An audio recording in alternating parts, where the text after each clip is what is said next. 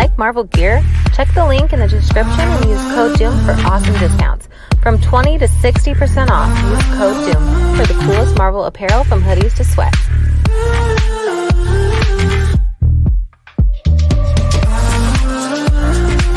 I don't wanna see us going on and not forget. What's poppin', people? It's your girl Spring. Sit back and relax. You are now rocking with the best. Welcome to Excelsior Now podcast, where we take your favorite guest and get to know the person behind the keyboard. So grab your popcorn, get those fiery trash emojis ready, and enjoy the show. This is your Doom Squad brand ambassador Spring, and you know the motto: let the good times roll.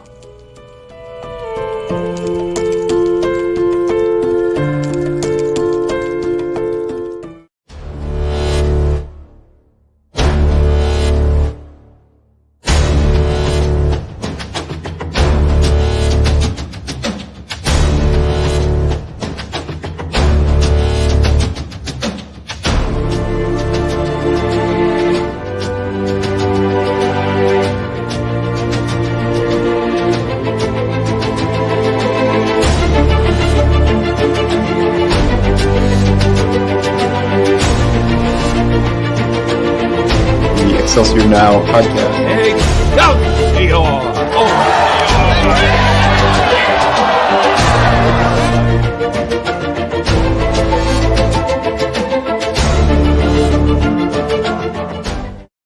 What shaking, people? It's your boy Doom Killer HD, back with another episode of Excelsior Now podcast.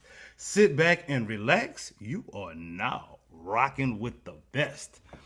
First off, I'd like to thank a couple of the past co-hosts, Mr. High Ruler, Synchro, and my dude Johnny Rocker for filling in for the best co-host on a Sunday night. I'm bringing the boss back, you heard me. Bloody Reckless is in the building. What's good with it, sir? What's happening, everybody? Yes, let's go, dog. I'm hyped. I don't even care. I'm hyped. Let's go, bro. I appreciate it. It's good to see everyone. It's good to be back. And man, it's been too long, dude. We got a show tonight. We got a show tonight. We got somebody here who, first off, would not be here without my homeboy, Mr. Yardrat Hearts. Big shout out to you, dude. Thank you.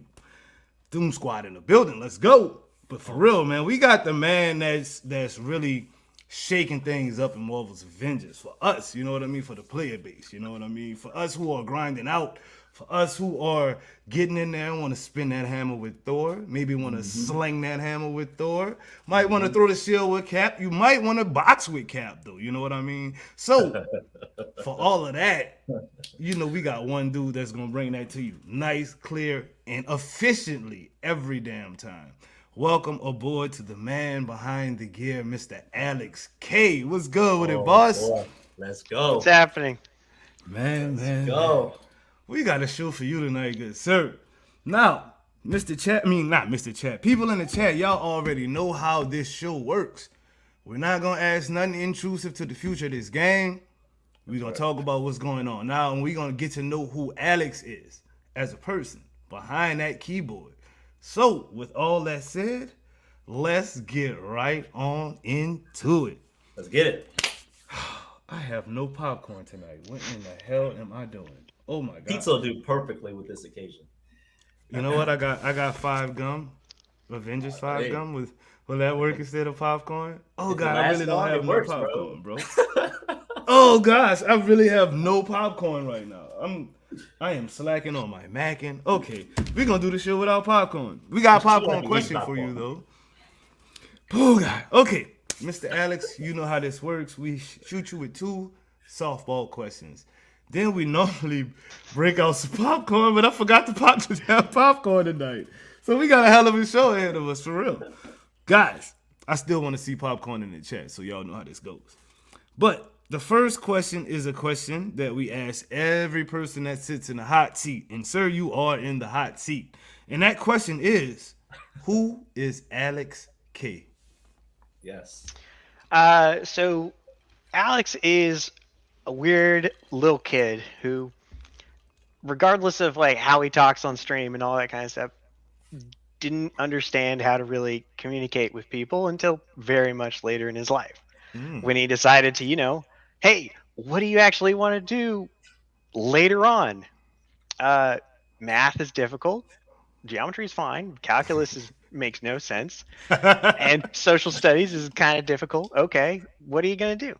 And then one day in middle school, I found that Lode Runner has a level editor. And in art class, I was one of those kids. It's like, oh, free art. Draw anything you want.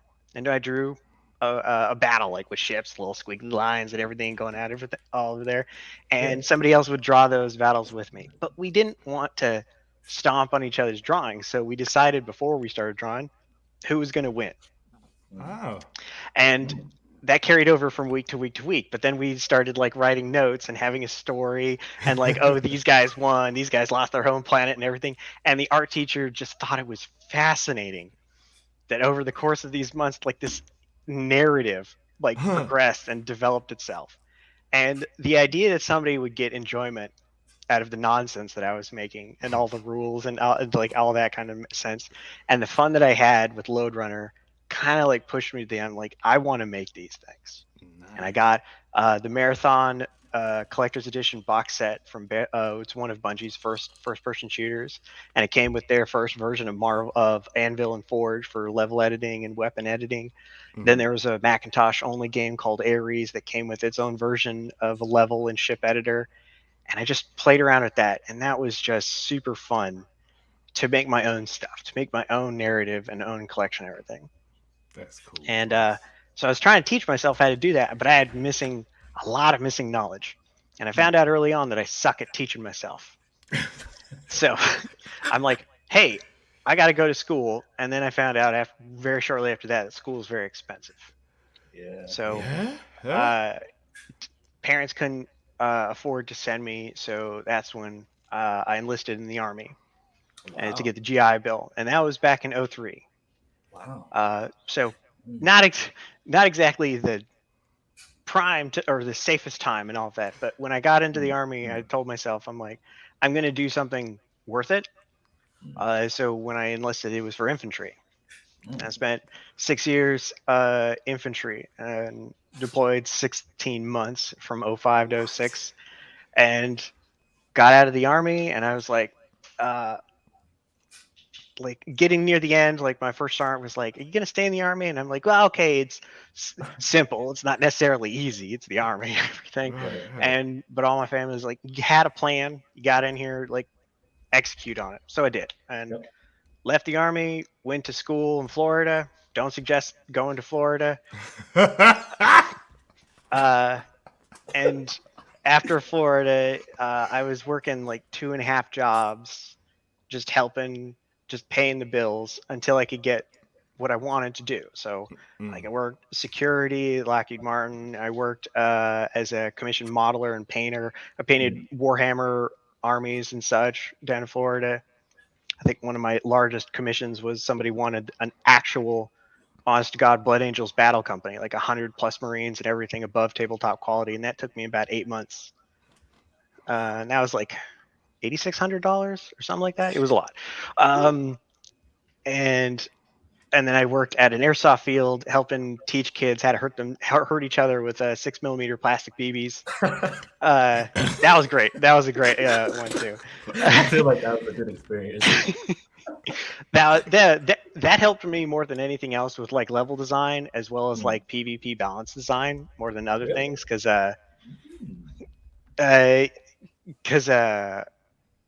yeah, numbers don't matter at that point. Like communication matters. I could put 5 people that communicate really well against like 15. It was really good to see like hundreds of battles of that play out. And then, so I was working whatever jobs I could, and my wife was as well, to just keep trying. And I kept applying, and I kept going to GDC, which is Game Developers Conference in San Francisco. I kept trying. And it was 6 years after I graduated before I finally got a break. And and I left it, and they were like, all right, you're at that time I was also working at a company called Warsenal, which made terrain for miniature games. So it would be MDF printed kits that you would put together and paint yourself. So it was like a model kit for buildings for a very specific game. And that was really cool. And that helped me understand the process of development at more of a macro level. It's like, hey, we design and then we have to do the actual production ourselves because we had the laser cutters and everything, and we had to manage all of the resources. And when I got to GDC one year, I was showcasing that, like, hey, look, this is what I do. I'm not the lead designer at Warsenal, but I'm the person in the middle that helps like quality test, get it on sprues, get it printed, and get it packaged for like overseas distribution and stuff. And they thought that was like, okay, cool. You have the knowledge to understand like this has to be done, this has to be done, this has to be done, and there any break in that chain will cause like downstream effects. So I was what they called an opportunity hire. They don't have a spot for me, and they're not going to give me necessarily like a big bonus or any compensation, but I'm potentially valuable or useful at least. And they're like, we can't offer you any moving assistance, but if you have a job, if you can get up here in like 34 days, you'll have a job. Okay. And so I moved from Orlando, Florida to Seattle, Washington in June. Wow. Yo, I'm in so- Seattle, bro. Like, that's where I live at right now. Oh, That's really? crazy. Yes. shit, yeah. Big move. Yeah, I'm Big Wow. Big move. Wow. Okay, Yeah, I'm gonna knock on your I'm- door later, bro. We're gonna have some coffee and chill, dude. Some Starbucks, right?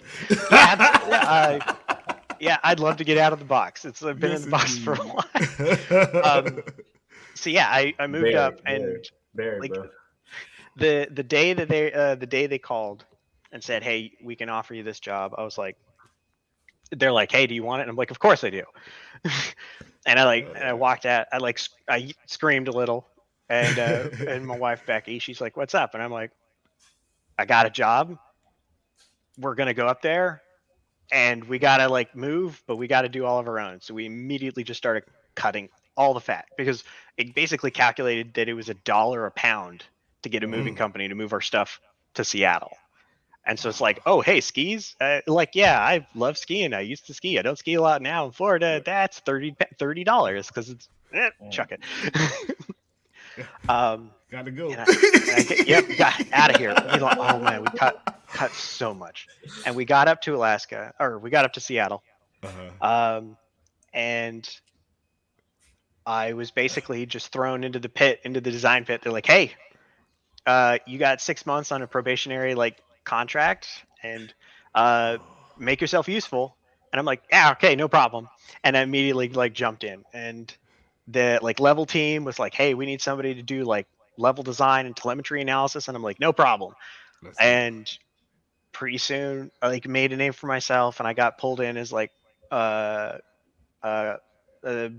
got promoted to associate designer. I got moved to the metagame team, where I was focusing on like player customization and gameplay customization as well as progression, and I was doing great. And then Wargaming Seattle imploded, and I was out of work for a little bit. And as I was staying at family's house, I got I was like going around. I was flying out. I was getting interviews and stuff. And Crystal Dynamics opened up a studio in Seattle called Crystal Northwest. And the COO of Crystal Northwest is actually one of the people that worked at Wargaming Seattle.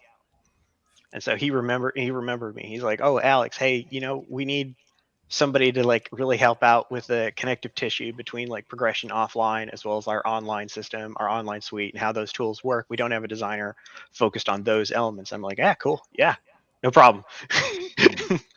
They're like, you busy? And I'm like, absolutely, yes. Let's go. I'm like, no, I'm not busy. I'm totally free. I'll like come up. And so offer me a job. I come up, and my first gig at Crystal Northwest is, hey, hero cards need to work. The hero card and the challenge card system and all that like need to work. Like nothing's done. Gotcha. So like everybody out there that complains about like, I have to do like 5 hives, or I have to open like 10 gold chests. Yeah, that was me. Yeah, that was me, and I'm sorry. He's taking it like a boss. He's like, you know what? Go ahead, it's me. Like, some of them I will apologize for. Like some of them are like, hey, the whole defeat 10 enemies before landing on the ground for like Thor and Iron Man. I'm like, some of those can be a little annoying with the enemy composition. Totally understand. Yeah, Yes, Alex. the ones Yes. the people the people that complain about quickly defeating an enemy after vaulting them, I'm like, you get no sympathy from me. That is a No, core that's mechanic easy. of the game. You need to learn how to do it. And it's easy. It's not even hard to do. So That's yeah. the thing. So That's the thing. It's like, come on. it's just, you know I what? That's just one thing. I'm gonna be real with you. Ed. That's just one thing in the game that I never think about doing. I never think about vaulting the enemy. You know what I mean? And it's actually a really useful tool. But I mean, I'd rather just blast them with a bag of tricks real quick and call it good. You yeah, feel me? yeah, there and I can't fault you for that either. There are a lot of ways to like around shields. Yeah, Um yeah. and that was what like vaulting was originally put in place to be able to combat with shields or enemy defense or people that or enemies that dodge a lot, and like it works on like blitz adaptoids that like dodge everything. Like you can vault them and it puts them into like a temporary stun state and you can get a few Right. hits on, but then they go back to like being Neo and everything. So uh Yeah. like why can't I do that?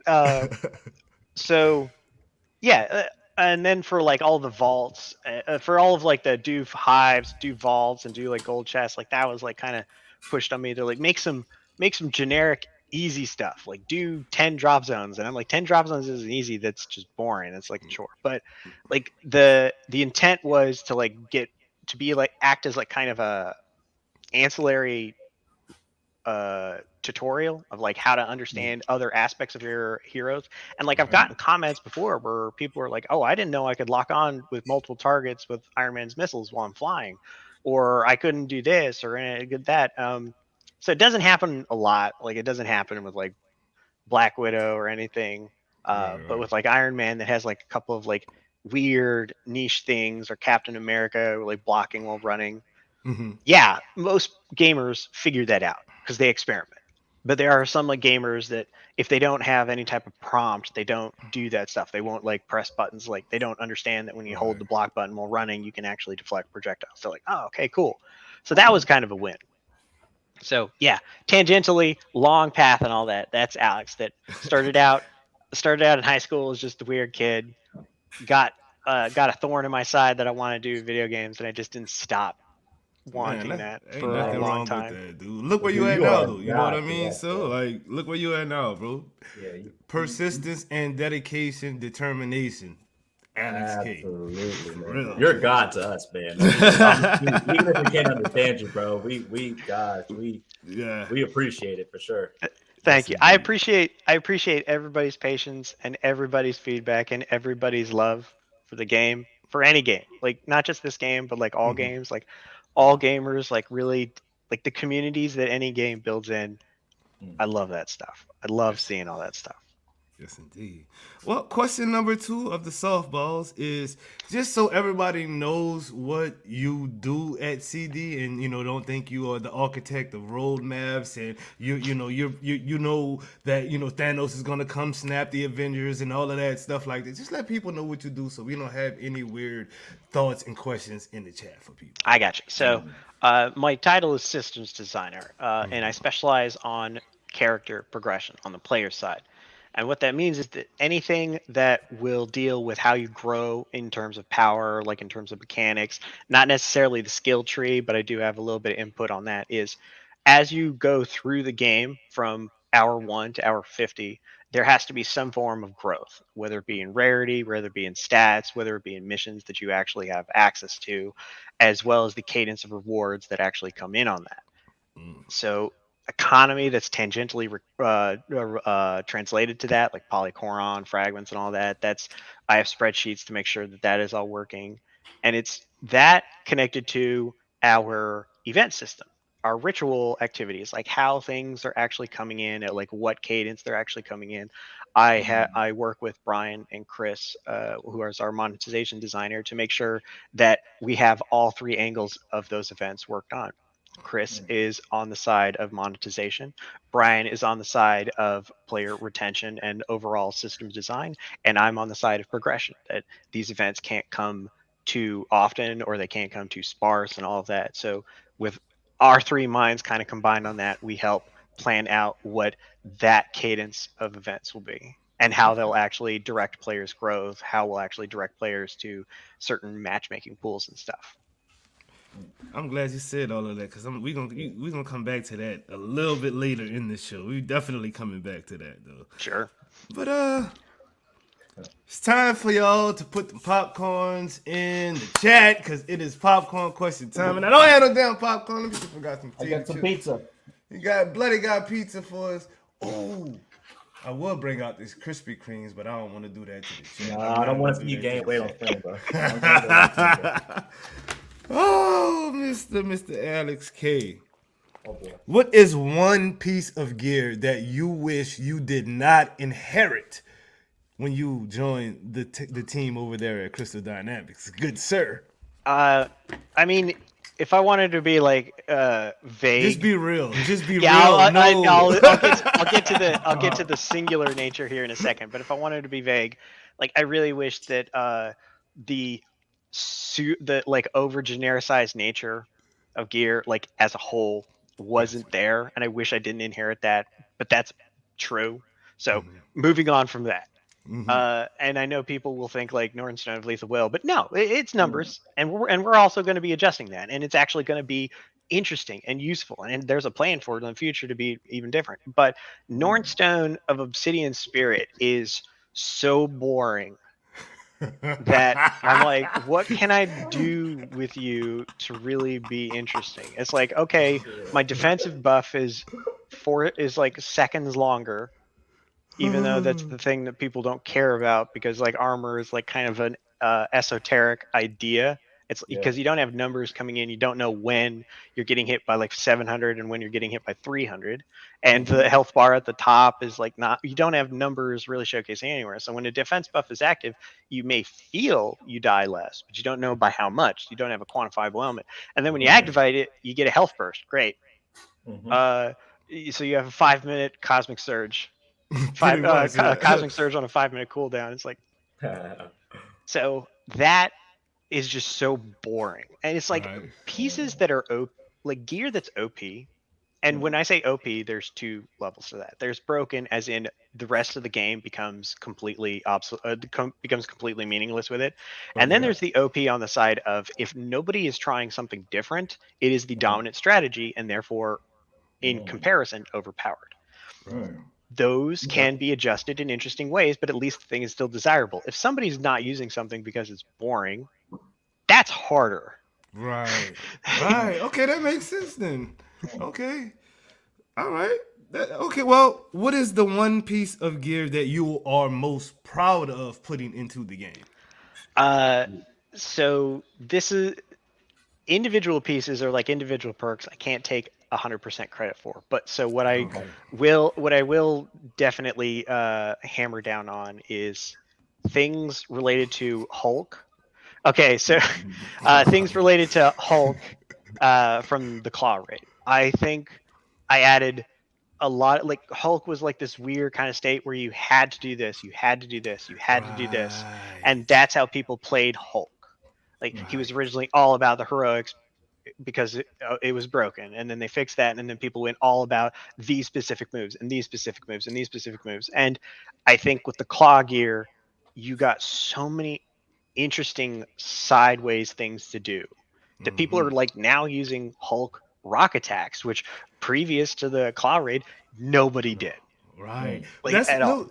When I'm seeing, the homie like Lejeune and Mr. Orange, hitting crazy numbers with a melee Hulk, rocking one hand, hitting a combo, and they're getting crazy. I was just like, yo, they have really beefed up Hulk, because Hulk was so one-trick pony to me. You hit L1, you hit R1, then you hit them both at the same time, and that was it. Literally, that's all we did with Hulk for everything. You know what I mean? And with the nerf of the Hulk, I'm not gonna lie, like I had not played Hulk in forever with that nerf, but with like the new gear and stuff that's coming out, I was just like, yo, Hulk is that guy again. You know what I mean? So like, thank you for that. You made Hulk interesting again. So thank you, bro. For real. Hey, I'm really happy to hear that. I gave Hulk a little bit extra love purposefully because That's cool. because he had like some of his perks were just like really boring previously or just like very on the nose, and I just wanted to give him a couple of other things. He was also kind of an experiment of like, if I crank these certain numbers up on like these certain things, can I get it like really moving in that direction? And thankfully it did. Like some of the numbers for the other heroes weren't as high because I thought they would be just naturally done that way. um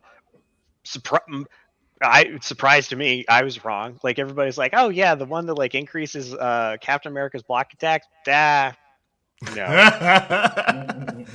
No, I hear And you I was there. like, it's like, and I'm like, yeah, part of it is like the number, and that's something we're fixing in the future, is that you don't see the actual value on there because there was not the correct like UI hooks piping in numbers, but that's being fixed and everything. So it could be part of it was like people piping in stuff, and the other part of it is like, yeah, I don't use those attacks, and it's like, dang it. Well, you know So, what? yeah. Like you did with the Hulk. Nobody used to, really use light combo finishers with a Hulk. Do something, bro. You got the brain and you got the talent. Do it, dude. I know you can. So It's it's a experiment. It is a scientific process. gotcha. Something worked, and a couple of things didn't, and now accelerate and iterate on the stuff that worked and get that moving along. So like the thing that I teased in the Hero Gear stream was, hey, status leak is just an interesting mechanic that has nothing to do with the hero, and that's a pro and a con. It's a con. I'll start with that one. It doesn't give you any mechanical changes to your attacks, which is obviously the sexy thing that players want. But on the pro, I can make that a lot faster. Like I don't have to worry about animation. I don't have to worry about any type of projectile spawning or anything. It is now a system that's done, and now I can just expand upon that easily. So yes, it's not the sexiest thing to get on Thor's gear, but it is also unique in that he's the only one who can intrinsically do it and not have to worry about other status effects to do so. And that actually makes Thor more than just a one-trick pony as well. You're not just slinging that hammer. You want to go down and you want to hit that combo so you can spread the cryo. Yeah. Sorry, dude. It's an inside joke on the channel. Like, I'm sorry, but that's what I'm saying. Though it makes Thor more interesting as well. Is all. That set, the Apex set that's on, that's actually one of my funnest ones to actually try to like experiment with, because there are 3 perks in there that really bounce off each other, which is the Warrior's Fury Destruction. It increases your Warrior's Fury just overall effectiveness, and the Warrior's Fury Extender, which is per enemy defeated, you increase the Warrior's Fury duration. And then with the unarmed status leak, so you punch an enemy, he dies, spreads cryo, and it extends your Warrior's Fury as active, which already is increasing your stuff. Bro, you're trying to make everybody a Thor main, dude. I mean, unfortunately, it's really easy. God, yes indeed. Yes indeed. Okay, Alex, final question with your one-on-one. You've actually had, your popcorn questions are pretty cool, but this one might be a little tough because it's a modified question to one that we talked about earlier. So, with the damage buff fix incoming, you're taking the stagger effect away. Now, let me explain to you why this is dreadful to me, because I like using my sword with Hawkeye. I do use my triangle button a lot, but I have the faultless buff on my range piece, so I'm using my sword to get my damage buff. I love my combo, my the square triangle and the warp tornado, whatever it's called or whatever. The heavy combo finish. Yes, that's like the most sickest combo in the game, and it does a lot of damage, and it does crowd control at the same time. But when I'm in a raid or an OLT and my enemies are blue shielded, I can't get that combo off, and it helps me get it off when I'm able to stagger them with my damage buff. So is there something that you can do to help us, people who love melee in the game, out? Oh, well, absolutely. I mean, I want melee to be better too. Okay. The this is like a multi-tiered, and this is It a is. multi-tiered answer. This really is a is. multi-tiered answer. That Okay. I understand like the small example you gave, 100%. Yeah. Like I also feel that because it resonates with me completely. Like I know exactly the thing that you're talking about. But at a macro scale, when used at high level, Mm-hmm. damage buff was the best defensive tool in your Yeah, no, I get in it. your I get arsenal. When a bunch of enemies that are supposed to be deadly stop attacking, you do not care about resilience. it. That's the facts. I mean, you keeping it real. That's the truth. It's the Yeah. truth. So the example you have over here is a little bit more of a systemic problem just across the board, and I'll circle back around to that one. Okay. This problem over here of damage buff having all the tools. Oh, increased crit chance. You're gonna proc you're gonna proc your adept, or you're gonna proc your adept tachyon surge. You're gonna proc any of your other things that require crit chance like almost immediately. You're gonna activate your Nornstone of Lethal Will if damage buff isn't active. You're gonna get the bonus crit chance. It's gonna get your proficient damage buff or anything else going. Right. And then it cascades because we have so many things in the game that proc on crit chance. Right. And then so it feeds into this, feeds into this, feeds into this, and it'll cascade down. So now the game is telling you, hey, don't worry about proficiency. You just worry about damage buff. And this is setting up. I understand. This is all like me just talking about like, oh, there are multiple reasons and people are upset. I get it. So this is me getting to this middle point that there are things that were made in the game. There are skills and everything that were made in the game. There are certain other perks that were made in the game to try and shore up these things, forgetting the damage buff existed. Right. So there's all of this stuff in the middle, like, hey, shock. It's like the shock status effect increases crit chance on the enemy. It's like, oh, sonic status effect increases the stagger, increases the impact of that you have on enemies. Then they'll stagger more often. When you parry and they get the little circle above them, like they stagger pretty much on every hit, encouraging you to parry. All of which were useless when damage buff did that for you. Maybe that, yeah. Okay, I'm too reliant on damage buff at this point for my melee. Okay, that makes sense. Yeah, but that's changing my play style too. So what do you feel about that? You know, because people are gonna be like, well, Alex, I don't play like that because this has been in the game since day. I'm sorry. Is that a question I can ask you? I don't. No, it's fine. No, that's fine. It's a good thing to ask because that has been brought up a lot. That's a lot of feedback. Like, oh, it's been in the game since day one, and so I'll say two things to that.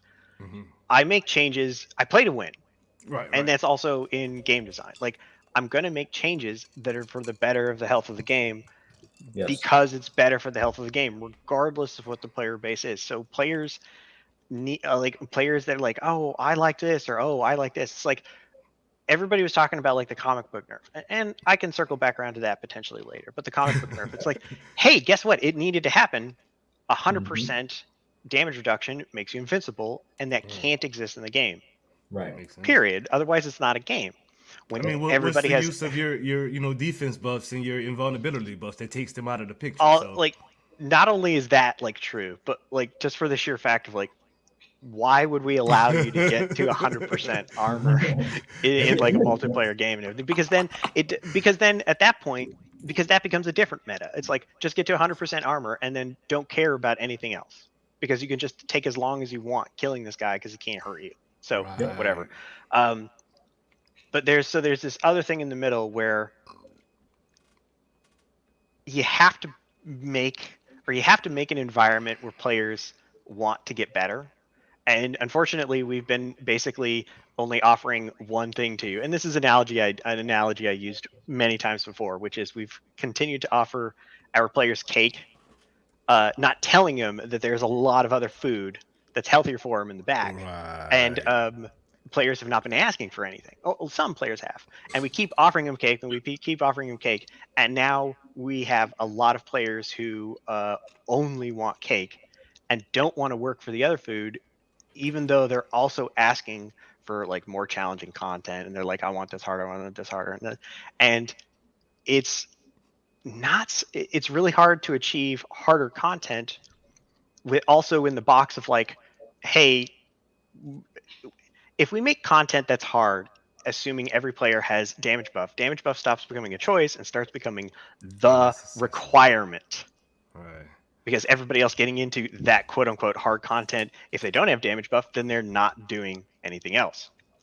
So we actually, unfortunately, have to make things equal. And now that comes back to the other feedback I've actually heard, which is, oh, just raise everything up to damage buff. Because then it isn't really a nerf. It's like everything gets a buff. So hold on.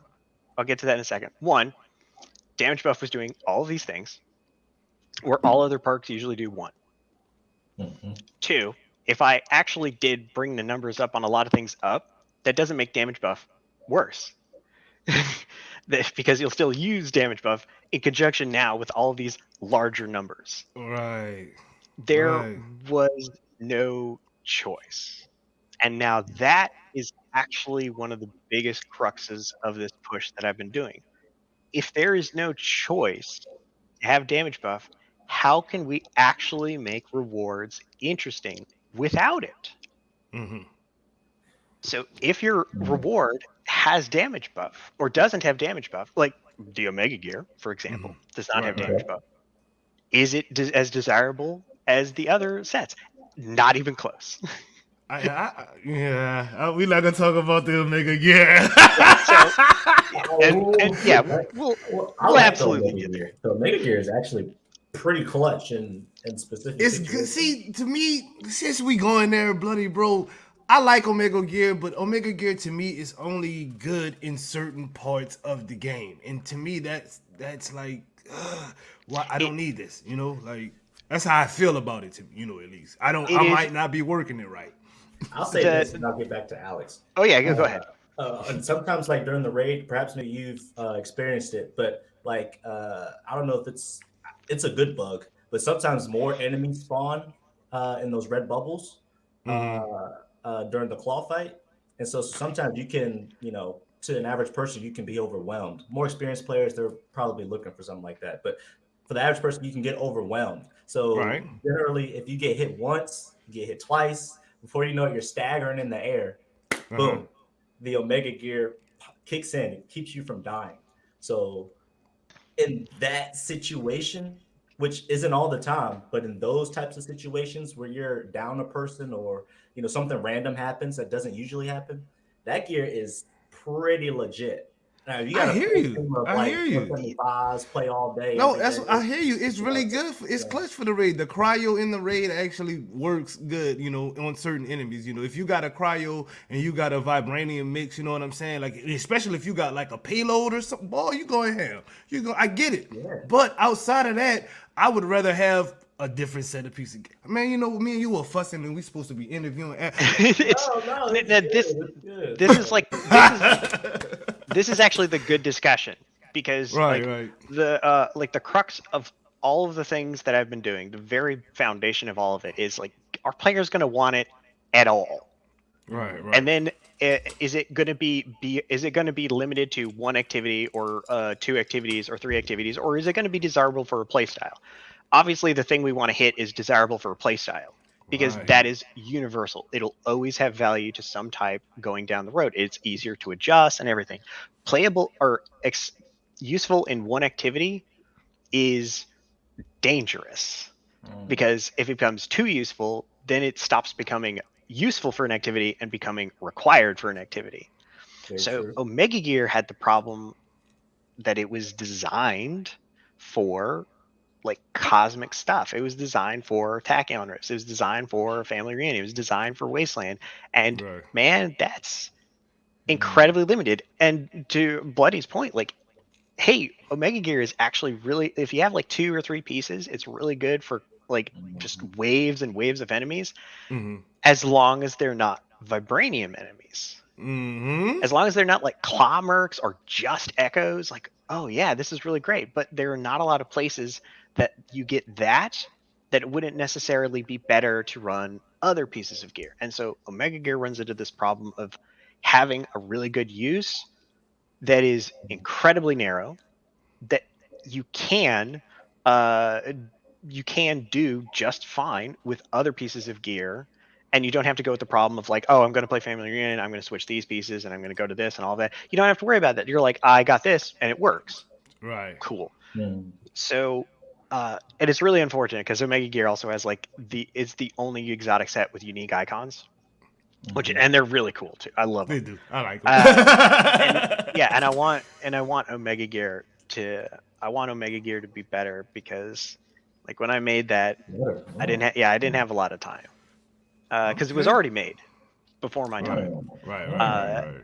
And when I looked at it, when we got our plan and we're like, hey, we're gonna release the Family Reunion raid with the Omega Gear. Like I had on my list, like, hey, make sure people know that it's not great. Yeah, because we didn't get the memo, boss. Like I sent it out, but like people were really focused on like, hey, we got to get this. We're still in the works. We're still making War for Wakanda. We're still doing Black Panther and all that kind of stuff. And I'm working with Pet at the time for like the smidgen that would eventually become Black Panther's gear. I'm like looking at some of the cool stuff. I'm like, oh, that's cool. And I'm working with another designer who was helping me on Black Panther's challenge cards, which is why it was a lot better because I wasn't in charge of that one. Gotcha. And I like and this comes in a little hot, like, hey, we're gonna do this, and I like redrudge in my email, and I'm like, it's a copy of Hive Mind gear, like straight up. It's like instead of a potentiator, you have Cosmic Surge, but it's Jarvis Cosmic Surge, and it's pretty much it's a copy of Hive Mind gear. And I'm like, people are not gonna like if they're just like, oh, I'm gonna go through the Family Reunion and I get a defensive piece that has the exact same stats or the exact same perks and stats as Hive Mind gear, and I'm like, that sucks. People are not gonna like that, and so I'm like giving the directive like to just make it good. And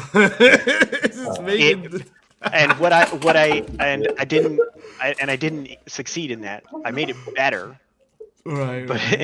but it's good now situationally, like Bloody was kind of hinting to. You want maybe select pieces to fill in, but it's not exactly a set you're chasing to get all pieces for. We got a buddy, Sentinel Zero, who literally the regular raid, not the elite one, but the regular raid, when that one before we could unlock the elite raid, he would literally only run that with the Omega gear. He just felt that it was perfect for that specific piece of content. Like, you know, I was just like, okay. If you have all Cosmic Surge pieces, like if you have every set with a Cosmic Surge, so you have it on melee crit, you have it on range crit, you have it on dodge or take damage, and you have it on kills, like that's it, man. You don't have to worry about survivability because you always have a way of proccing Cosmic Surge, and you always have health getting back. It doesn't necessarily mean your output is good, but if you get the like right stats, you not dying is still helping the team. That's his thing. He like used to run Kamala all the time. So with her in that Cosmic gear, it was perfect for team. You know what I mean? So yeah, that was his thing, to not die and keep us alive, and he definitely did it. Omega Gear. At the end of the day, Omega Gear is right up there with Hive Mind as being incredibly selfish. That it helps you a lot, and it takes a little bit of effort to make it useful for the rest of the team. But Kamala is obviously one of those people it hurts great with. It's like, hey, I'm not dying. I'll just keep rezzing you. No problem. Yeah. So that worked out. But it is time for you to sit in the chair with Mr. Bloody Reckless, and he's going to ask you some questions from our community. Hopefully, it's not nothing too crazy. But before we do that, we're going to holler at the homegirl, Miss Queen. So let's get a little Queen hype in the chat. She's going to tell y'all what we do on every weekend right here with Doom Squad Gaming. Let's go. Family over everything, so DSG, he rocking it. World domination, baby, ain't nobody topping that. Hey guys, Queen here, and welcome to the DSG Super Weekends. Every weekend, come rock with the best. Fridays is the DSG Block Party, where you play with your favorite DSG members as you take on the toughest endgame content Marvel Avengers has to offer. Saturday, join Sadat the Gamer as he gives you what's what in Super News. And later that day, join Doomkiller HD and Slipshock as they give you the weekly wrap-up. Sunday, join us for Excelsior, now a podcast where you don't ever want to miss Fire or Trash, hosted by Doom and Bloody. an action-packed weekend every weekend. So squad up and come along for the ride. This is your Doom Squad gaming brand ambassador, Gamer Nerd Queen, and you know the motto, let the good times roll. You think it's a game if you want to, but homie, we ain't playing. Told you once you, I didn't want you. DSG is the game. Woohoo! Gosh, bro, you gotta ready, love bro? Gamer Nerd Queen. You gotta love her. You gotta have love to, man. her. You have Thank you to. for that, Gamer. Bro, you got your banner back, bro. Look at your banner. Just scrolling across. Look at that. Well, guys, I have to peace out for this section. Bloody should take good care of you, Alex, man. If he don't, I'll punch him in the back of his head when I see him, bro. Y'all have a good one, man. Oh man, Alex, man, this is a dream, bro. This is a dream. Thank you again for being here with all of us. Where we deem you very high in the community. It's awesome to hear. I mean, not with everybody, but if I can at least like get half to appreciate, it's still a win. And thank you for having me. Absolutely. Let's get down to it. I'm not going to tell you the questions are going to get harder, they're going to get easier. I'm going to just throw them out there. Of course, we're not going to ask questions about future content, things like that. We're not going to put you on the hot seat, but the questions are going to be questions. So let's get down into it. Awesome. You kind of touched on it a little bit earlier with the Doom, but this question's from Slipshock, DSG member. I believe he's in the chat. Shout out to him. But he asked, "What was your path to developer work? Did you always want to be a dev, or did you? I mean, what kind of you kind of touched on it a little bit, but maybe if you can, I guess, go into more detail." I on that. Yeah, I didn't know what I wanted at first, because like when you're like a kid and all that video games and all that, like, oh yeah, game designer, but what does that mean? Like, I didn't know what I wanted to mean. I remember getting out of college that doesn't exist anymore with a BF design. And Mhm. my first business card was Alex K, gun fashion designer. If looks could kill, you wouldn't have to use it. Thinking that that was like snappy, like, oh, I'll be an artist and they'll hire me because I'll make cool looking things. And then there are Mhm. people out there whose art just is so good that I can't compete with. So my Mhm. entire idea of like, oh, I could be a hard surface artist or like modeler, Mhm. unless I only did that, would be really good. But then I kind of like sat down and like, oh, what do I actually want to do? I want to create the interesting elements that connect them together. Yes, this gun looks Mhm. cool, but does it work in game? No. Why? That was the question that really kind of landed on me in a bunch of places. Like, why? So Mhm. the road to me becoming a systems designer, which is a specialization of game designer, was Mhm. I asked more, why isn't something fun? Why is it fun? Mhm. Why does this not feel good? Why? How could this be better? How could this be linked to here? Why do Mhm. people choose certain things? Why does Clash of Clans make more money than some countries in Europe? Mhm. Those style of questions. I I completely understand that. I completely understand that. So, uh, again, not aiming in the same direction as a developer, but getting more into the game now. Uh, how would you ensue? And this question is coming from a good friend of Crystal Dynamics, cute little chaos kitty. Shout out to her. I think yesterday or no, one of the days was her birthday. So shout out to her. I'm sure she's in the chat as well. But how would you ensue that with the impact removed from damage buff, we can still finish our combos with melee characters and not having to interrupt them by dodging incoming attacks all the time, especially on challenge 4 or harder uh, difficulty? So belated happy birthday, if that is indeed true on that one. And that there's a multiple different things in there. And so Mhm. yeah, I want to get players to the heavy combo finisher and all that kind of stuff. A lot of heroes, when you dodge, it does not actually interrupt your combo. You'll be able Mm. to if you perfect dodge, you can actually go back into your combo. Some heroes it's a little bit more finicky. I don't do that a Mhm. lot with Hawkeye, so I can't like say off like confidently like, oh yeah, absolutely. But with like Iron Man, if I like dodge on his third light attack and I like go right into his heavy, I can go right into his heavy combo finisher. Then there's also the other side of like parry. Yes, parry is 100% subjective on a lot of things, but and parrying does indeed stop your combo.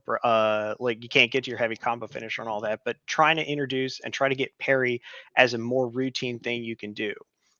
So you can, and when you parry an enemy, you reduce their you basically drop their resistance to impact almost to zero. So when you parry it and they get that little circle, you can stagger each following up hit. And then kind of like we were alluding to before, when you vault somebody, you give them a stagger. You actually stop them from attacking. Yes, you cannot vault a lot of enemies. It was one of the reasons why PIM can allow you to shrink and to grab some enemies, because it does allow you to vault some of them. Some of them still you can't vault.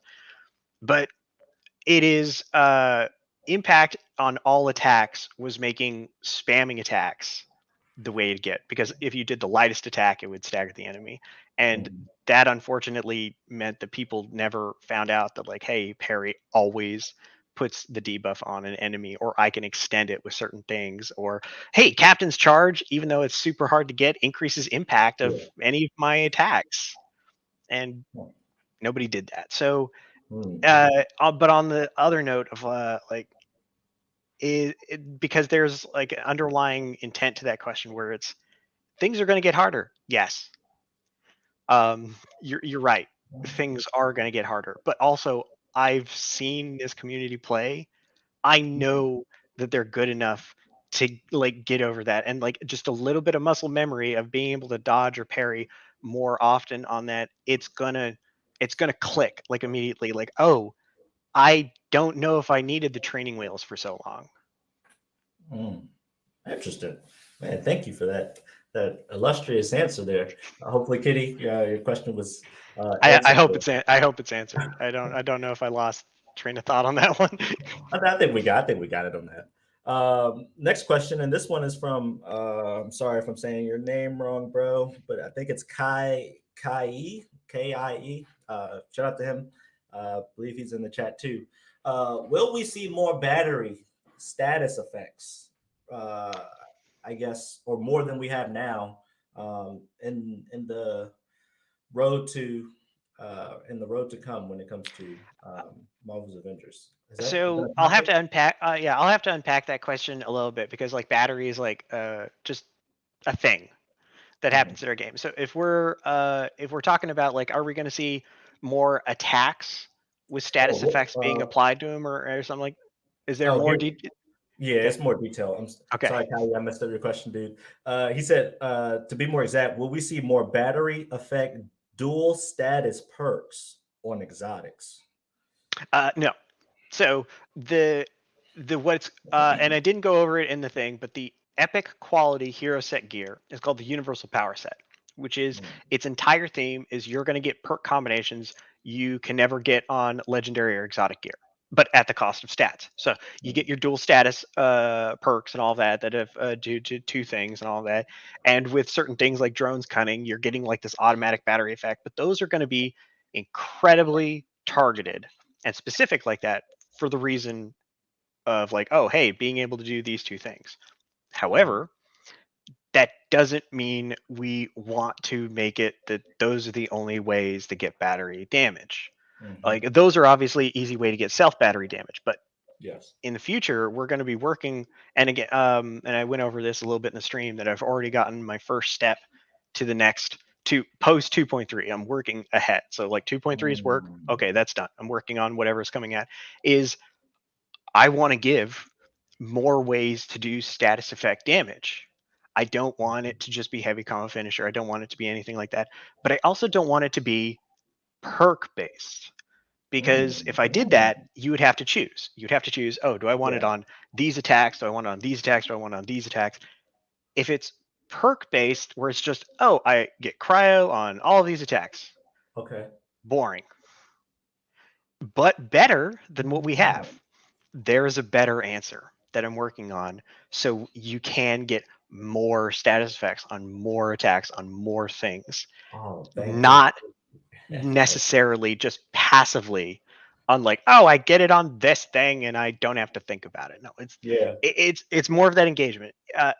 The claw gear also kind of showed that, hey, teamwork is good.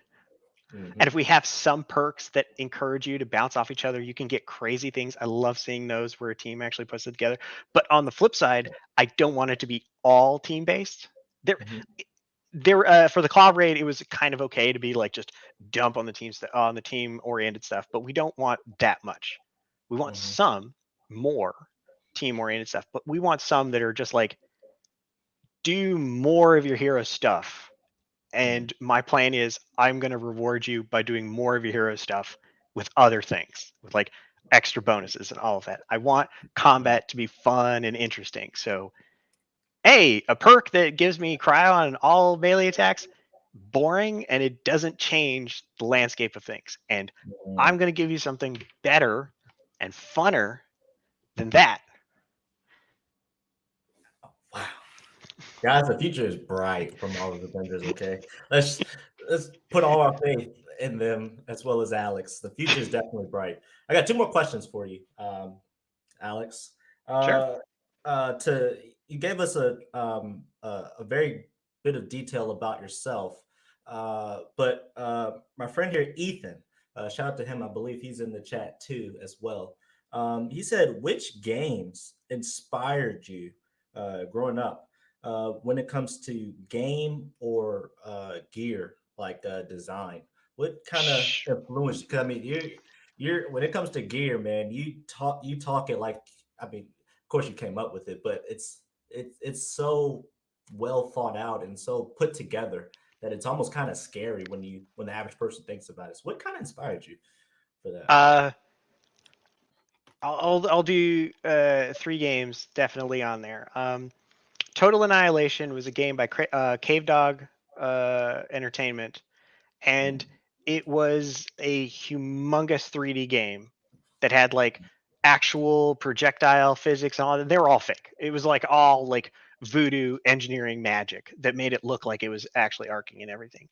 But the complexity of that game was awesome, and I loved it because it basically held none of your hands. That you're like, hey, if you put something with a high arc to it on the other side of a mountain, you're basically rendered safe from all direct fire weapons. But we're not going to tell you that. You're going to have to experiment with that. That like low velocity weapons have their own intrinsic quality and everything. And the designer Chris Taylor, one of my big inspirations for game design and all that, does that with all of his games. Complexity is never shied away from.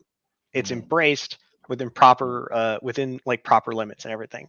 Okay. If we're going to like customization and everything, I played a lot of Mech Warrior, man.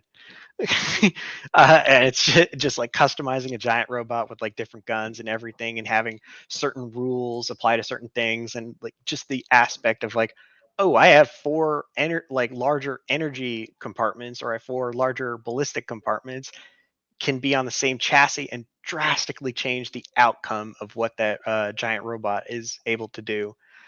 Um, and I had one in the back of my head, and so this is a really weird game. And again, this is because I love RTSs and stuff. There's a game called KKND2, which is Crush, Kill, and Destroy 2, and it I've is, heard of that. yeah, it's like like what if Fallout was took all the seriousness out of the thing and was turned into an RTS.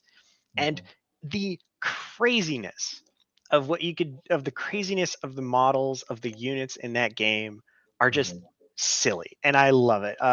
The like one of the big tanks from like the quote unquote like human side is just a tank with a gigantic Gatling gun, just like a tank sized Gatling gun. The big tank on the mutant side is just a giant crab with rocket launchers on the back. And it's just funny to see like that dichotomy of stuff. They're like under the hood, all the numbers are exactly the same. Their DPS is exactly the same and everything. But I love the nonsense and how they took a design aesthetic and they just cranked it up to 11, and everything meets that design aesthetic. Oh, the flamethrower for the mutants is actually a woolly mammoth that's been mutated. That's like the bones have been mutated into a mammoth, and now they put a flamethrower or something on top. I can't remember what the flavor of it is, but it's just a giant elephant. It's like, and then in KKND2, they had it add because it's more. They added a agriculture robots who, oh, the apocalypse destroyed all of our crops and now we hate humans. But all the robots turned their like farming equipment into weapons of war.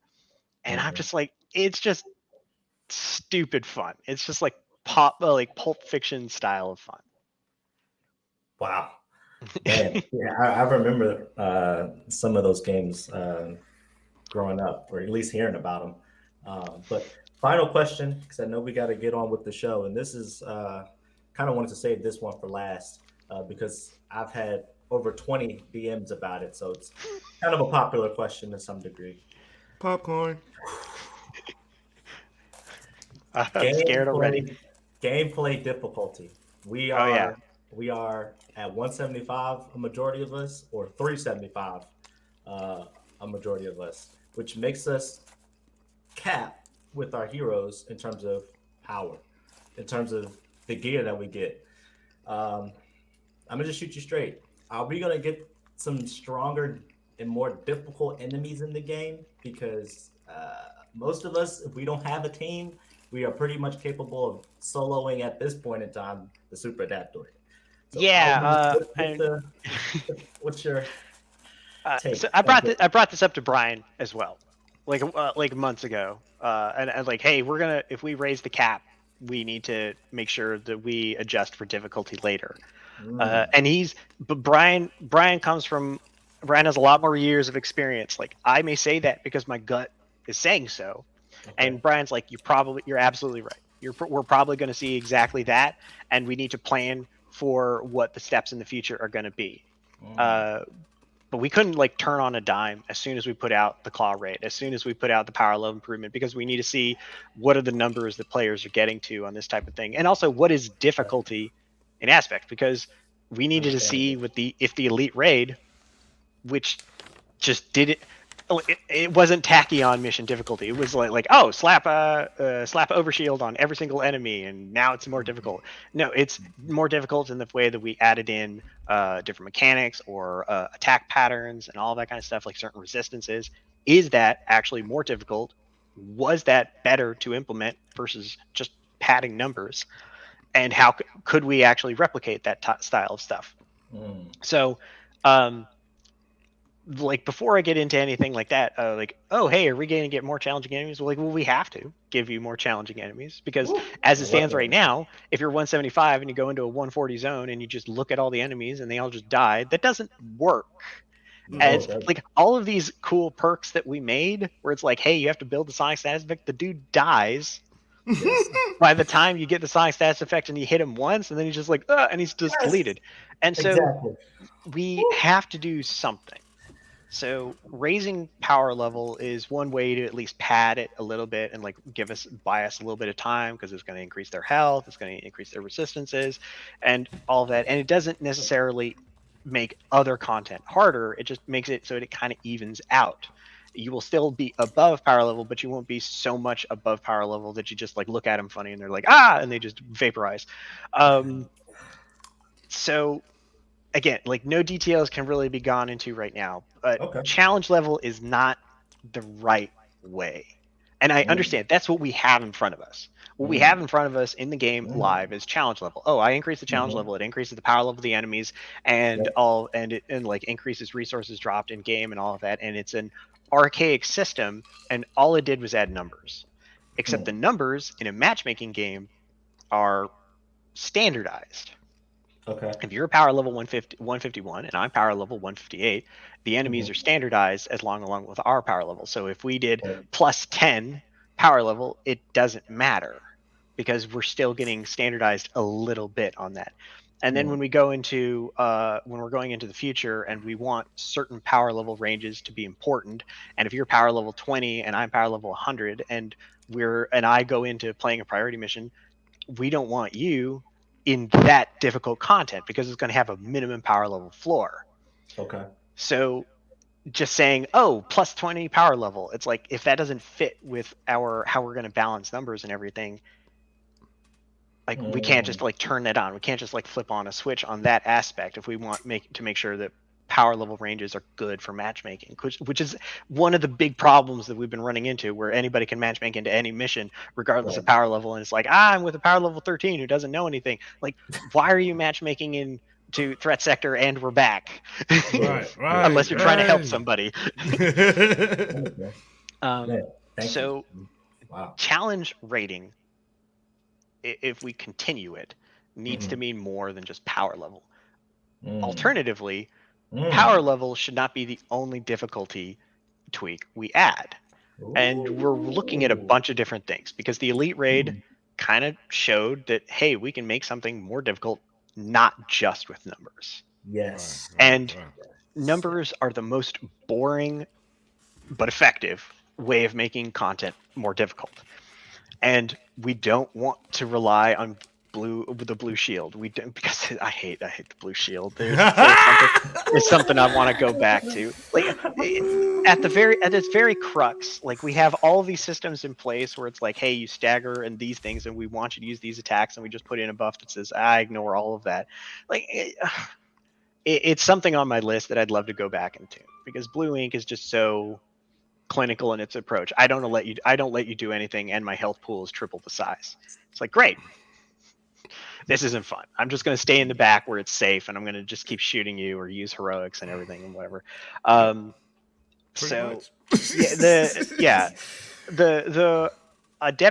Blitz Adaptoid Red Shield and everything, that's a little different, because it like comes back and it's like a temporary thing. It's not a full health bar worth of stuff, and you can pull it down and he can come back. That's a better mechanic that we haven't used like anywhere. Well, the Vibranium shield over there in the in the elite raid is pretty good too. So I mean, I ain't gonna say pretty good. It's annoying as hell, but I get it. You know what I mean? Yeah, it's a better application of the thing, because it's not just like triple the health and I just have to just brute force through it. And the Sonic Shield, like bouncing off projectiles, and you have to get close and you could punch him, or you could hit him with Sonic. Okay, cool. That's a little bit better. It's just really annoying that it's also on some of the most annoying enemies that have some of the most nonsensical attacks. Like, if replicating that and propagating it down. So challenge level needs to get better more than just in numbers to give challenge, to give difficulty, because we want to give more difficult stuff, but we can't just do it by basically replicating what the harm room does. So it's like, yeah, cool. We could set all the enemies to like 170, and you could spend the next 30 minutes attacking this one group of adaptoids. But will you do that for hours? Right. Will you do like, what if every floor in the Mega Hive was that? I probably would be in the Mega Hive a lot more, to be honest with you, Alex. Okay, bro. so keeping it real. Yeah, well, you're not the only one too. There's like there's a subset of players that they're just like, I like the combat and I want to stick in the combat as long as possible, because it is showing mastery, and I can prove that I understand this hero and I can understand the enemy, and I'm just going to dance around him and I love it and everything. But the Venn diagram of like those players plus like committed endgame players versus like social players that play with their friends, like that is a really small overlap. Yeah, we want to make it fun for them too, which means we need to have that content where they can basically go into the middle of a fight and spend 30 minutes just like absolutely putting the hurt on enemies. But we also need these things over here too. Oh, sound like you said horde mode. I couldn't hear you. My bad. I'm sorry.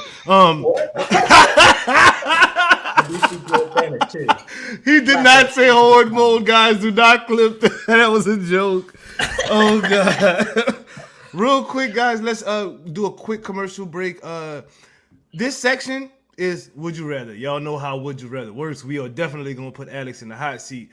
But right after Would You Rather, we are going to be taking questions from channel members only. Channel members and moderators. So if you're not a channel member, you might want to listen to Spring on this one. Spring hype in the chat. Let's go. Hey guys, it's Spring, and I've got a question. Do you want to rock with the best? Well, here's how. Hulk smash that join button and become a member of the squad. Members help propel the Doom Squad forward in this process of content creation, live streams, watch parties, community nights, and giveaways. If you're wondering, well, what do I get for helping out DSG? Here's the cool part.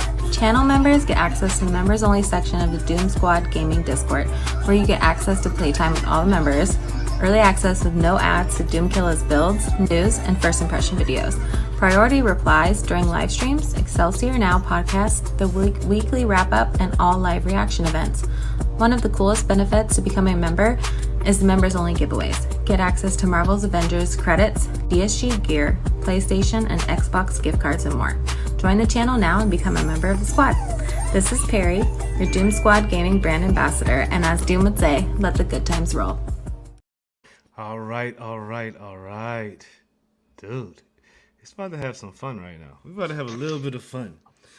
Mr. Alex K, you ready to sit in the hot seat with Mr. Doomkiller HD? You ready for this, man? Sure. Scaring me a little bit, but yeah, let's do it. You should be a little scared. Just a wee bit. Just a wee bit, though. I still love you, but you should be a little scared. Just a little bit. Just a little bit.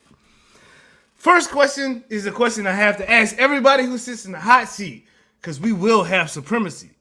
We will have supremacy. Tobey Maguire or Andrew Garfield? Tobey Maguire. Oh! Okay, you just gave me like a super power up. I just went Super Saiyan real quick. Toby supremacy, Sadat the Gamer. Toby supremacy, sir. Okay. All right, we can get to the game now. I'm sorry. Whew. Peacemaker, the TV show, versus Hawkeye, the TV show. Which one you going with, good sir? Peacemaker, the TV show. Okay. Batgirl or Mockingbird? Mockingbird. Spider-Man or Daredevil, heroes? Spider-Man. Nick Fury or Amanda Waller? You better answer right. I don't know the implication on that one. It's Amanda Waller. Okay, this interview is now over. Thank you so much for coming, Alex, bro. It was awesome. Thank you. If you so want, much if you want for your explanation time, on that one, I can. Please do. I need it. Yeah. I need it in my life. Sure. So, comparing those two, it's like, okay, we got our espionage, clandestine leaders of some like whatever secret force or whatnot, hiding behind the scenes and everything like that. Nick Fury is like, for the longest time, Nick Fury has been like the Mary Sue of like espionage agents, where it's like, I died, but did I? It's like life model duplicates like across the range. Is Nick Fury good at his job? Yes. Is Nick Fury a spy? Absolutely not. Like, can he make like a great team and tackle like any forces? Can he like plan ahead and everything? Sure, no problem. He is very good at that. Amanda Waller has no emotion. She has like no empathy with anything. Her only focus is the objective at hand, regardless of lives, resources, or whatever. It is the mission. And like clandestine operation, like if you want somebody leading your off the books black market records, man, you don't want empathy. You want them to get the thing done. You don't make a black ops organization and you're like, hey, but care about people. Like, no, get the job done. So the interview is now, still if we want to over. talk about like better the people, the interview is still over because you answered wrong. Let me stop. All right. Nick Fury is a better person. Nick Fury is absolutely a better person to work for. Amanda Waller will get the job done, and nobody will like her for it. But she doesn't care. I actually like Amanda Waller a lot. She's one of my favorite DC, not really hero or anti-hero, but she's just one of my favorite DC characters, to be honest. I love how she gets down and she really does not care. She's like complete opposite of me. And she's more like bloody. So we call Bloody Amanda Waller for real. Amanda Reckless real quick. All right. X-Men or the Justice League? X-Men. Avengers or Suicide Squad? Avengers. Young Avengers or Teen Titans? Teen Titans. I was gonna say, if you chose Young Avengers, you know they're all gonna die, right? Like, Teen Titans is OP. I got too much nostalgia with Teen Titans. Is like that kind of overrides a lot, anyway. Now I got a serious one for you, and I know me and you have talked not too much. I'm not gonna pretend that like me and you are buddies or anything like that, but we have talked a few times, and I got a question for you: Destiny 2 or Elden Ring? Destiny 2. I knew so. How you liking that Witch Queen? I'm digging it. We this morning our team came back because the contest mode is still up, so we managed to get the second encounter done on contest mode. So we were happy about that. And then I had to take a break and cook because I hadn't eaten for a while. Who needs to eat though when there's Destiny 2? Alex, come on, man. Food, whatever. All right. You're old school like me, so at least I think you are. So I'm gonna ask you some nostalgic questions real quick. He-Man or G.I. Joe? G.I. Joe. Transformers or Voltron? Ooh! Hang on a second. Let's go. Give us the Let's wild, go. Give us the Yeah, wild. I gotta go with Transformers on that one. Oh, Yeah. You got to give me a why. Well, you got to give Bloody a why. why. He's Okay, ready. so, He's ready. like Voltron's like ticking all my boxes that I want. Like giant robots, like transforming robots, like combining robots and all that kind of like going into space. Like and also there was like a really underrated Voltron 3D animated like syndicated TV show like 8 something years ago that was like crazy, like throwing in all these like galactic politics with it, and it's like this is a lot more story that I was expecting from a robot with a bunch of a story about robot lions punching a spaceship to death. And I'm like, but on the flip side, like Transformers has so much cool history behind it, like the alternate like type of universes with Gen 1 and the comic books and all of that ingrained history like going in, and all of the history that happened outside of Transformers that I cannot remove from my feeling about something. I learned about the whole aspect of like how Transformers got made and brought over to America, and why Harmony Gold has all this bullshit with the Robotech license that eventually landed over into Transformers, and all of that takes in my mind and I can't move it apart, and Transformers has all of that. And then there's the scene playing out in my mind all the time of Optimus Prime flipping over in the air, shooting a bunch of Decepticons, that is like burned into neurons in my brain. That's it. Yo, I hit the right question, yo. I hit the right question. You ready for the hot seat question? Andy or Phil? Oh. Andy or Phil? Andy or Phil? Oh. I mean, Oh. I feel bad. You didn't even ask me that question. I hate myself. I guess I'll go with Phil. Oh, I need a why now. I need a why.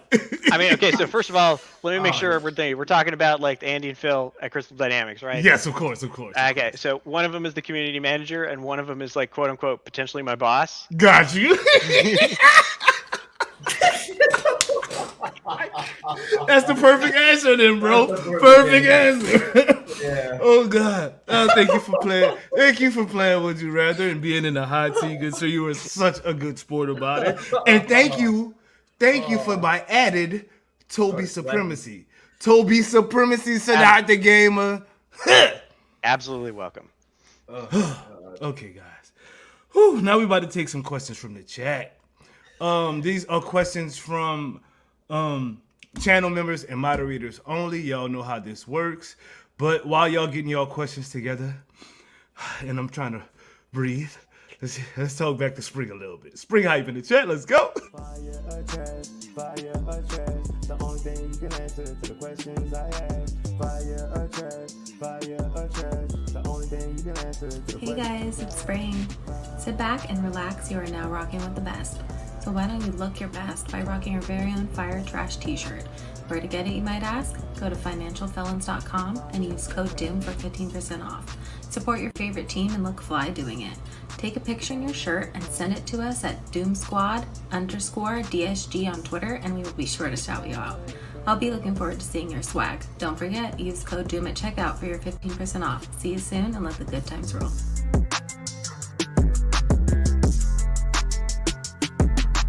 Fire or trash, the only thing you can answer to the questions I ask. Fire or Yo. Okay, real quick, guys. Real quick. Question from Sadat the Gamer. He asked, hypothetically speaking, I know you've seen this episode already. Hypothetically, if She-Hulk were added to the game, How would you approach her gear, and what sort of perks would you personally want her to have? Hypothetically speaking, if she were added to the game in the near future. Hypothetically speaking, considering she's like supposed to be a more agile Hulk, I'd really, instead of leaning into like the rocks and all that, I'd try to lean more into the enemies as weapons, like picking them up and like vaulting and like tossing them, or like being able to like swing an enemy around and it like auto track to like an enemy across the side. And then you could tie in perks like that, like, oh, what if I threw an enemy and then he like landed over there and they like stuck together because you're like you're slapping cryo on and they like freeze together or like explode or something like that. I'd really tie into the fact that you could combo from enemies to enemies to enemies and not necessarily worry about punching them, but do more with like the grappling aspect. Okay, I'd love to see that. That would be dope. That would be dope, actually. I'm with it. I'm with it. DSG, new DSG member, Mrs. Suki is okay asked. There are exotic sets specifically for Kate Scattershot and explosive arrow. Will there be any love given to razor arrows like that? Perfect example would be Perfect Eye. Yeah, so I mean, there's the exotic set, the classic set that's coming out.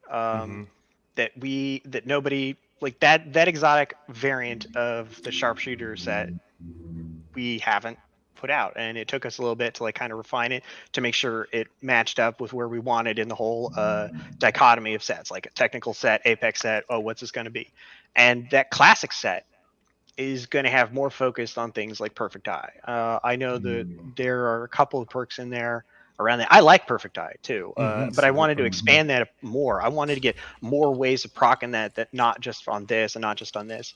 Right. And so hopefully that one definitely hits the razor arrow aspect, because going with Perfect Eye, especially with the new signature attacks, being able to do smoke arrow, we're going to have like a different style of Kate. Yeah, we're going to have a different style of Kate ranged and slash melee in there, like just with those two aspects. And that's fire. It'll be really interesting to see other aspects like that. And then of course, like you get so Kate can get a perk where her teleport attacks do the status effect of your melee gear. Right. So if you get in the smoke arrow signature attack, which is on your melee gear. So if you get a vibranium smoke arrow and then you get that perk, so you can teleport with vibranium damage, like interesting stuff like that can really like line up. So I want razor arrow to be good too, and you're going to find some hopefully find interesting stuff for that. Bruh. You playing? Stop playing with me, Alex, please. We don't. I'm not sure if you can answer this question because it is pertaining to the future. If you can't, we'll just move on. Buddy of mine, Hyrule, says he has a Tachyon raised piece that works well with Spotty Drone build to status, except it comes with might. Any chance of a reroll in the future? I know we don't really talk about future stuff, but yeah. So the reroll thing, and I can leave like a couple of details because like I can't talk about the future and all that kind of stuff, but there are a couple of details that are true now that either make some things difficult, some things impossible, or some things just to take more work. So they're longer down the road. So what's true right now is some sets only have X number of stats available to them, like the preferred attributes and everything. Right. So if we wanted to put in a system where you could re-roll like within the potential preferred attributes, that's easier, but still has UI elements to that. And our UI actually drives a lot of our games. So we have to be very careful with that. As we saw when we took away the upgrade system, how we had still some underlying legacy problems with that. And we want to make sure that if we ever do a system where you modify your gear, that it works, because we've experimented with stuff in the past and it hasn't. Right. So it's like hey, can I actually increase the might? And it's like, oh yeah, and all that kind of stuff. And how easy was it for me to break with our prototype system? Incredibly easy. I had like 10 minutes and I was like, okay, I have 9,000 might on this gear. And they're like, okay, we need more things. Oh my God. We need more things in our systems to make sure that doesn't happen. So where one feature becomes, hey, I want reroll, becomes oh, we need control measures, oh, we need this measures, and then we need to make sure that the player understands it. We need to make sure the player like and readability, and it becomes a cascading effect down the road. And then of course we're opening up the whole thing of like, how do we actually translate that to players of like, only select this piece, only select this piece, only select this piece, where in gear the buckets are separated, like the perks versus the name versus the icon, and the attributes are all like different buckets. Right. And technically it has issues, is possible, and is something we are trying to work on, because obviously player agency is key. It's like in my heart, like I want players to have more control over what they can get, and the fact that re-rolling and all that has been number one on players' minds since launch is not lost upon me. But also on the flip side, I do not want to give players things that are broken or things that just make everything invalid. Which if we gave people if the damage buff adjustment wasn't coming and we gave people the ability to put whatever perk they wanted on their set, it would just be damage buff. Oh gosh, yes. It's like, it's not a reroll system. It's like, hey, replace one of these things with damage buff. That's the system. Problem solved. Yo, I don't even have a damage buff on my Thor right now. I'm rocking Vibranium payload with a Tachyon Surge, and I'm actually wrecking with that, yo. Oh, so that, yeah, y'all might want to check out them payloads, bro. Check out them payloads. Leave that damage buff where it's at.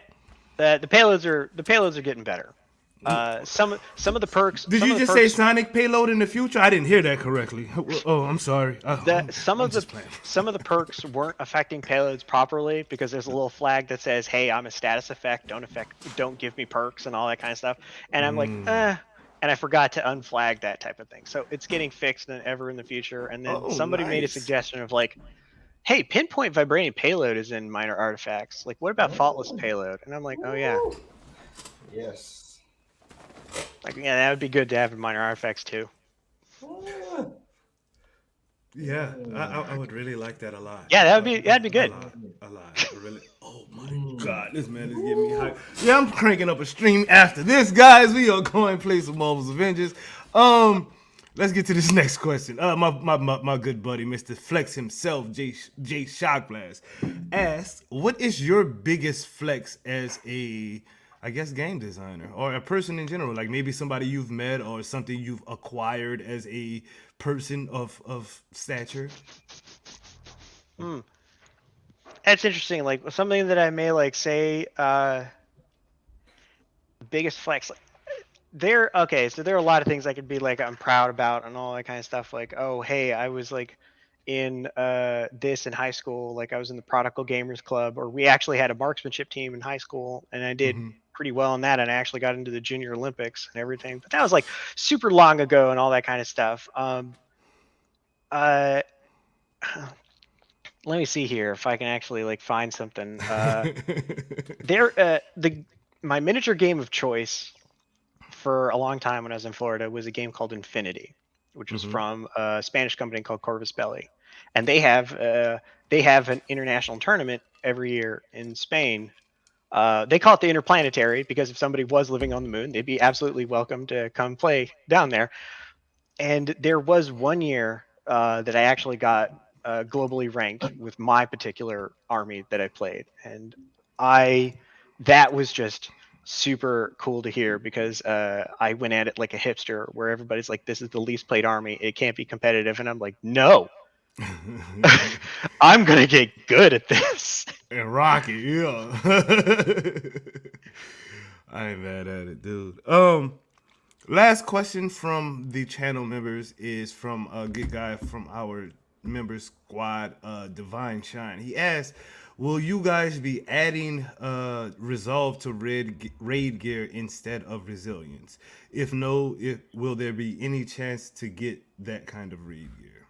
So the reason why we separate these type of things is because we want to make certain sets valuable in different regards. Resolve actually drops on Omega gear as well as like certain slots for hero gear. If Resolve was on raid gear instead of resilience, it would pretty much just be the same preferred attributes as Omega gear. well, with one difference and all that. And we want to have like other aspects. Like resilience has a hard cap, which means stacking resilience is not always what you want to, or not necessarily a hard cap. It has diminishing returns. So it's not necessarily something you want to get on. That is a natural built-in diminishing return to have only claw gear. If you only have resilience, then you have to be dodging, you have to be parrying and all of that, because your damage mitigation is the only way to actually to not die. You can take a couple of hits. And if you wanted to offset that, you throw in a couple of minor artifacts with resolve or potentially omega gear with like a high resolve roll. It's like, okay, I'm going to pad my health here a little bit. It's there by design. And if I just put resolve in addition to resilience, well, now you have 5 preferred attributes. So I hope you like getting melee gear that have valor, resolve, resilience. Okay, that makes sense. So it's not something like players talk about like, hey, I liked it when it was all 100% random. I'm like, do you? I still have one of my hive mind pieces that was proficiency, intensity, resilience, and I'm like, this is bad.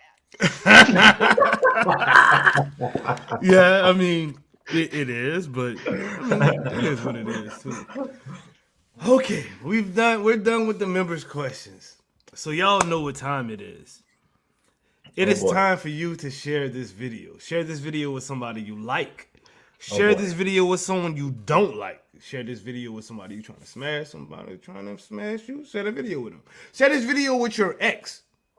Call her up real quick. Tell her Doom is about to play Fire or Trash with Alex. Then block her ass again. Because it's 30 seconds to share. Let's go!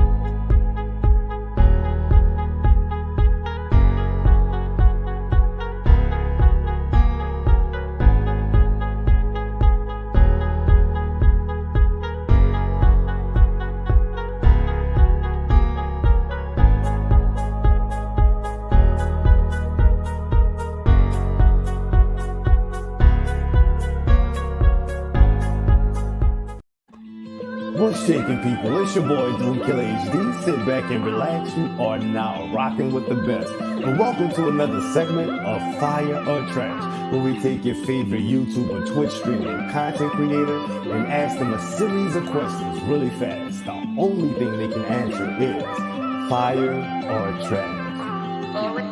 Fire or trash, fire or trash. The only thing you can answer to the questions I ask. Fire or trash, fire or trash. The only thing you can answer to the questions I ask. Fire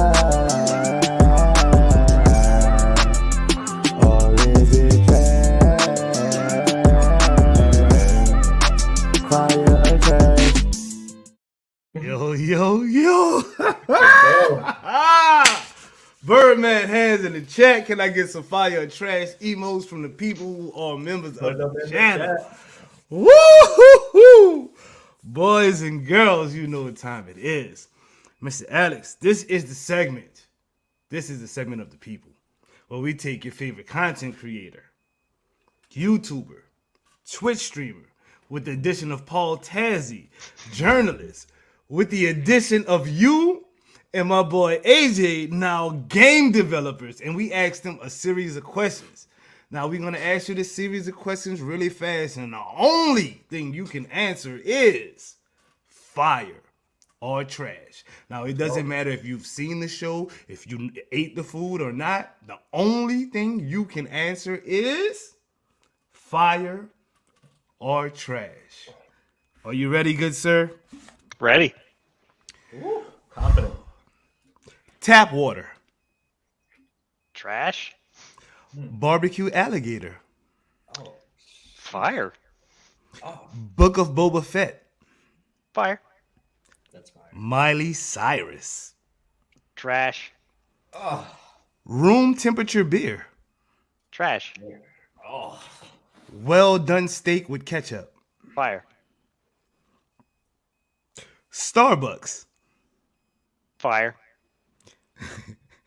Vegas strip clubs. Trash. The roadmap.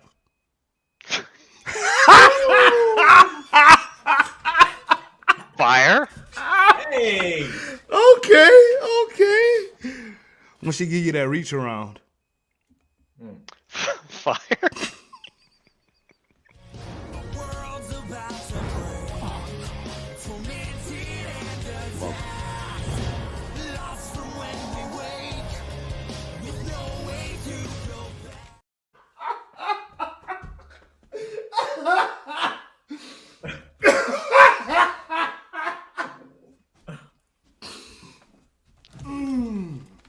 God. Hello, how you doing, good sir? Welcome back to the show, everyone. How y'all doing?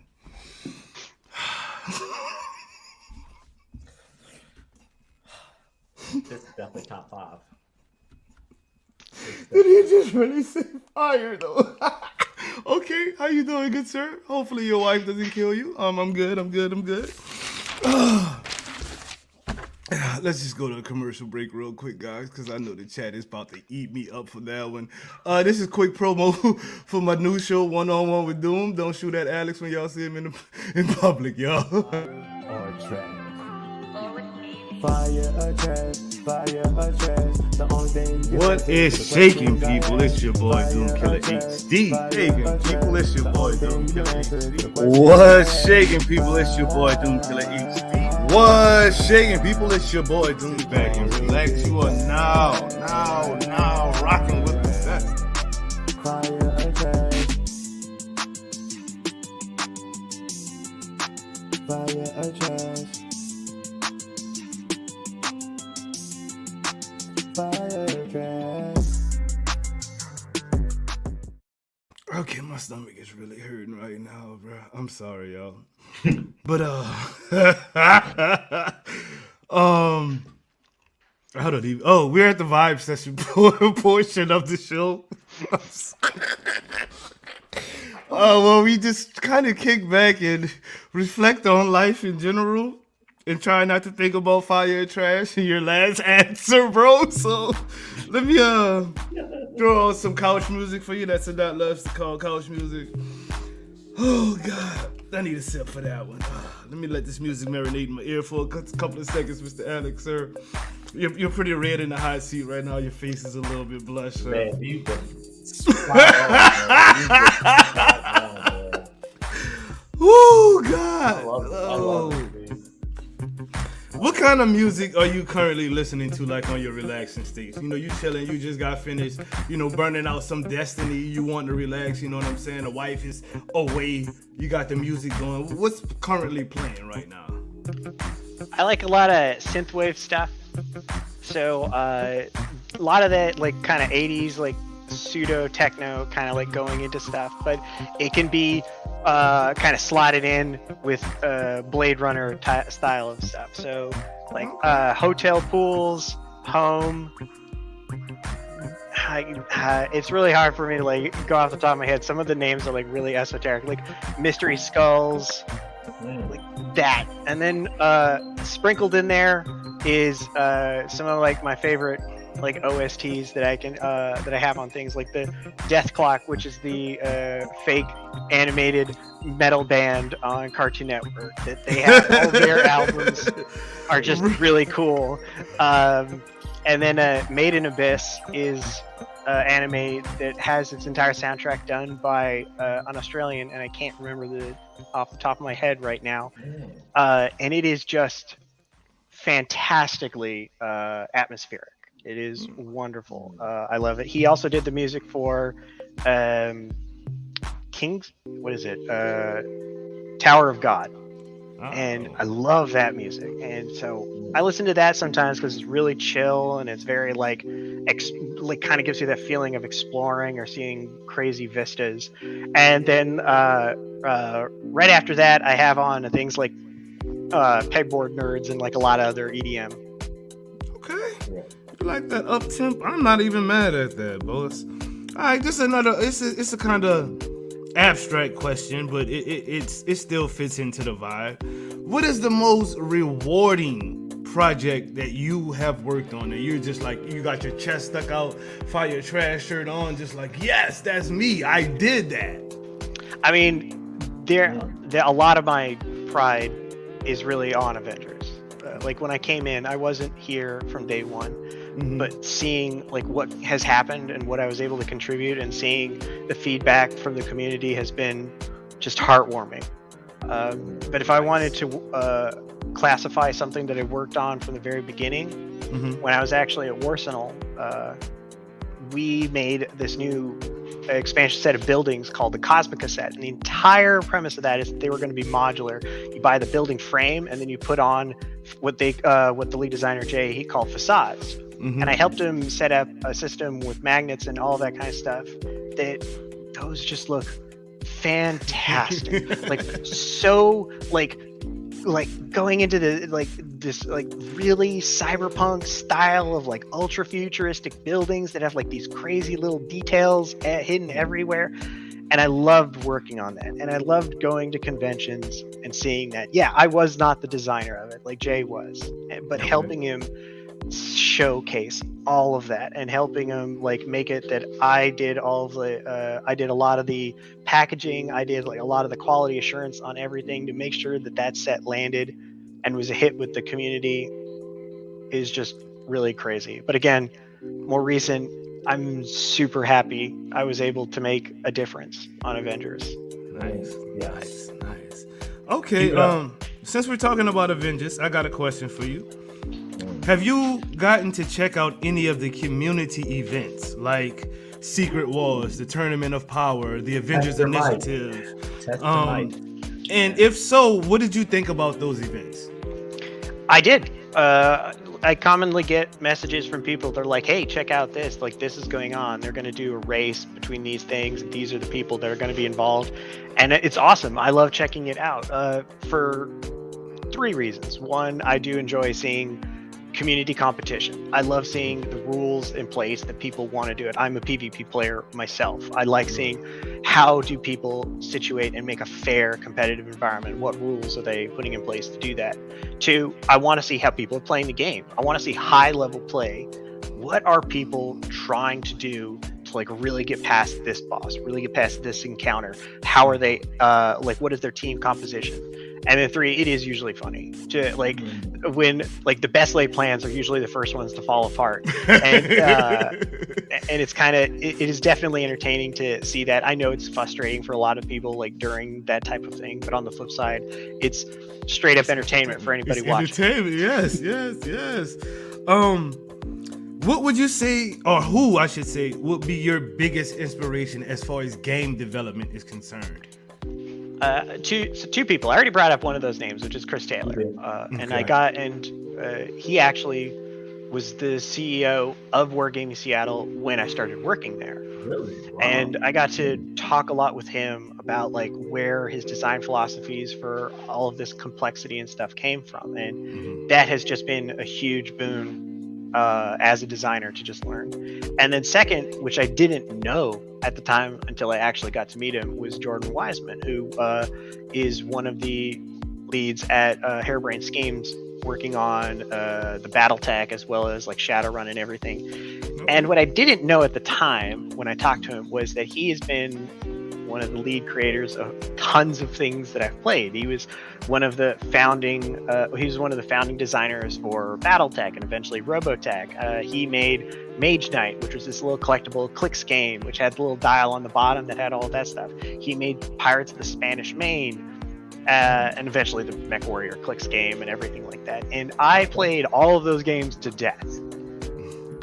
And I didn't know that they were really originating from the same source. And I got to see him, and like when I was talking to him, like a lot of his questions were like back to that whole why and how. Like, hey, how would you do symmetrical turn order in a board game?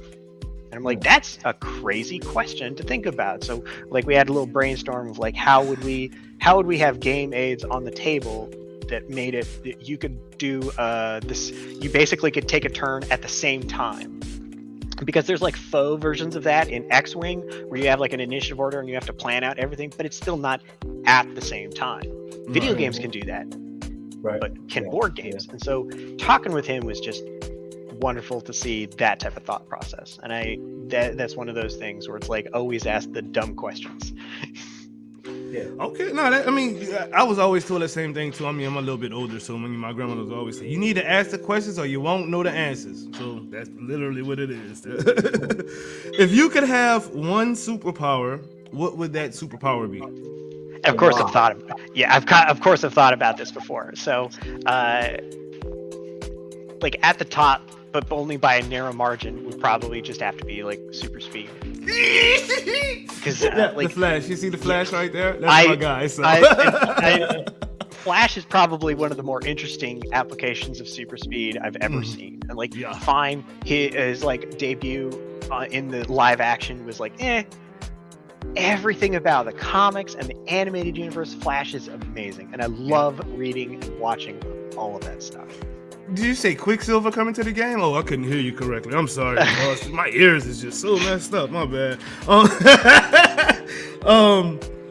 I got a question for you, boss. Let me turn the music down for this question because I really want to know this one. Hold on. Let me get this music off. Actually, have you been privy to witness the Avengers Roundtable podcast? And if you have actually watched any of those podcasts of ours, what would you describe the show in one word? Yes, I have seen a couple of your podcasts. Okay. I can't claim to say that I've seen all of them because I don't know that for certain. I haven't gone through the lexicon of all that. And if I wanted to use it up in one word, it is definitely social. Okay. Good word. Okay, I could deal with that. I was like, I thought you was gonna be like trash, man, trash, bro. Nah. Well, thank you for watching, man. We literally try to come together and we joke a lot, but we really do just want the experience of Marvel's Avengers to be as fun for everybody as it is for the per se 1%. You know what I mean? So that absolutely comes across. Like when I listen to you guys and you're talking about like individual aspects, it isn't just, that one thing is bad. Let's keep saying it's bad. It's like analyzing why is it bad. It's identifying like, could we change it? And then also on the flip side, it's like, hey, this is good. Well, could we replace this bad thing with this good thing or version of this good thing? It's very rarely at like any time like 100% negative. I know there were a couple of times where it was more of like, hey, there are problems, mainly like when the Claw Raid first came out and the bugs were just like piling on top of, and it was depressing, and I could feel it. I'd like, don't apologize. It's fine. It's true. It was depressing for you guys, but it was also depressing for me because I wanted people to play that and have a good experience. And the initial impression that we were trying to get across about having good gear and having a challenging raid and about having a fun time was absolutely hamstrung by just like stability issues, and it was depressing. And you guys were saying like, we want to get through this, and I empathized with you. But you also didn't let it get, you didn't push it to the 11 of saying like, oh, I'm never going to do anything again. I want stability fixes to get done, which is true. I want the stability fixes and everything. So seeing that type of thing was really good because it showcased that like, hey, it sucks. I'd like it to be better. And these are the things I would like to see better in it. It's like, okay, cool.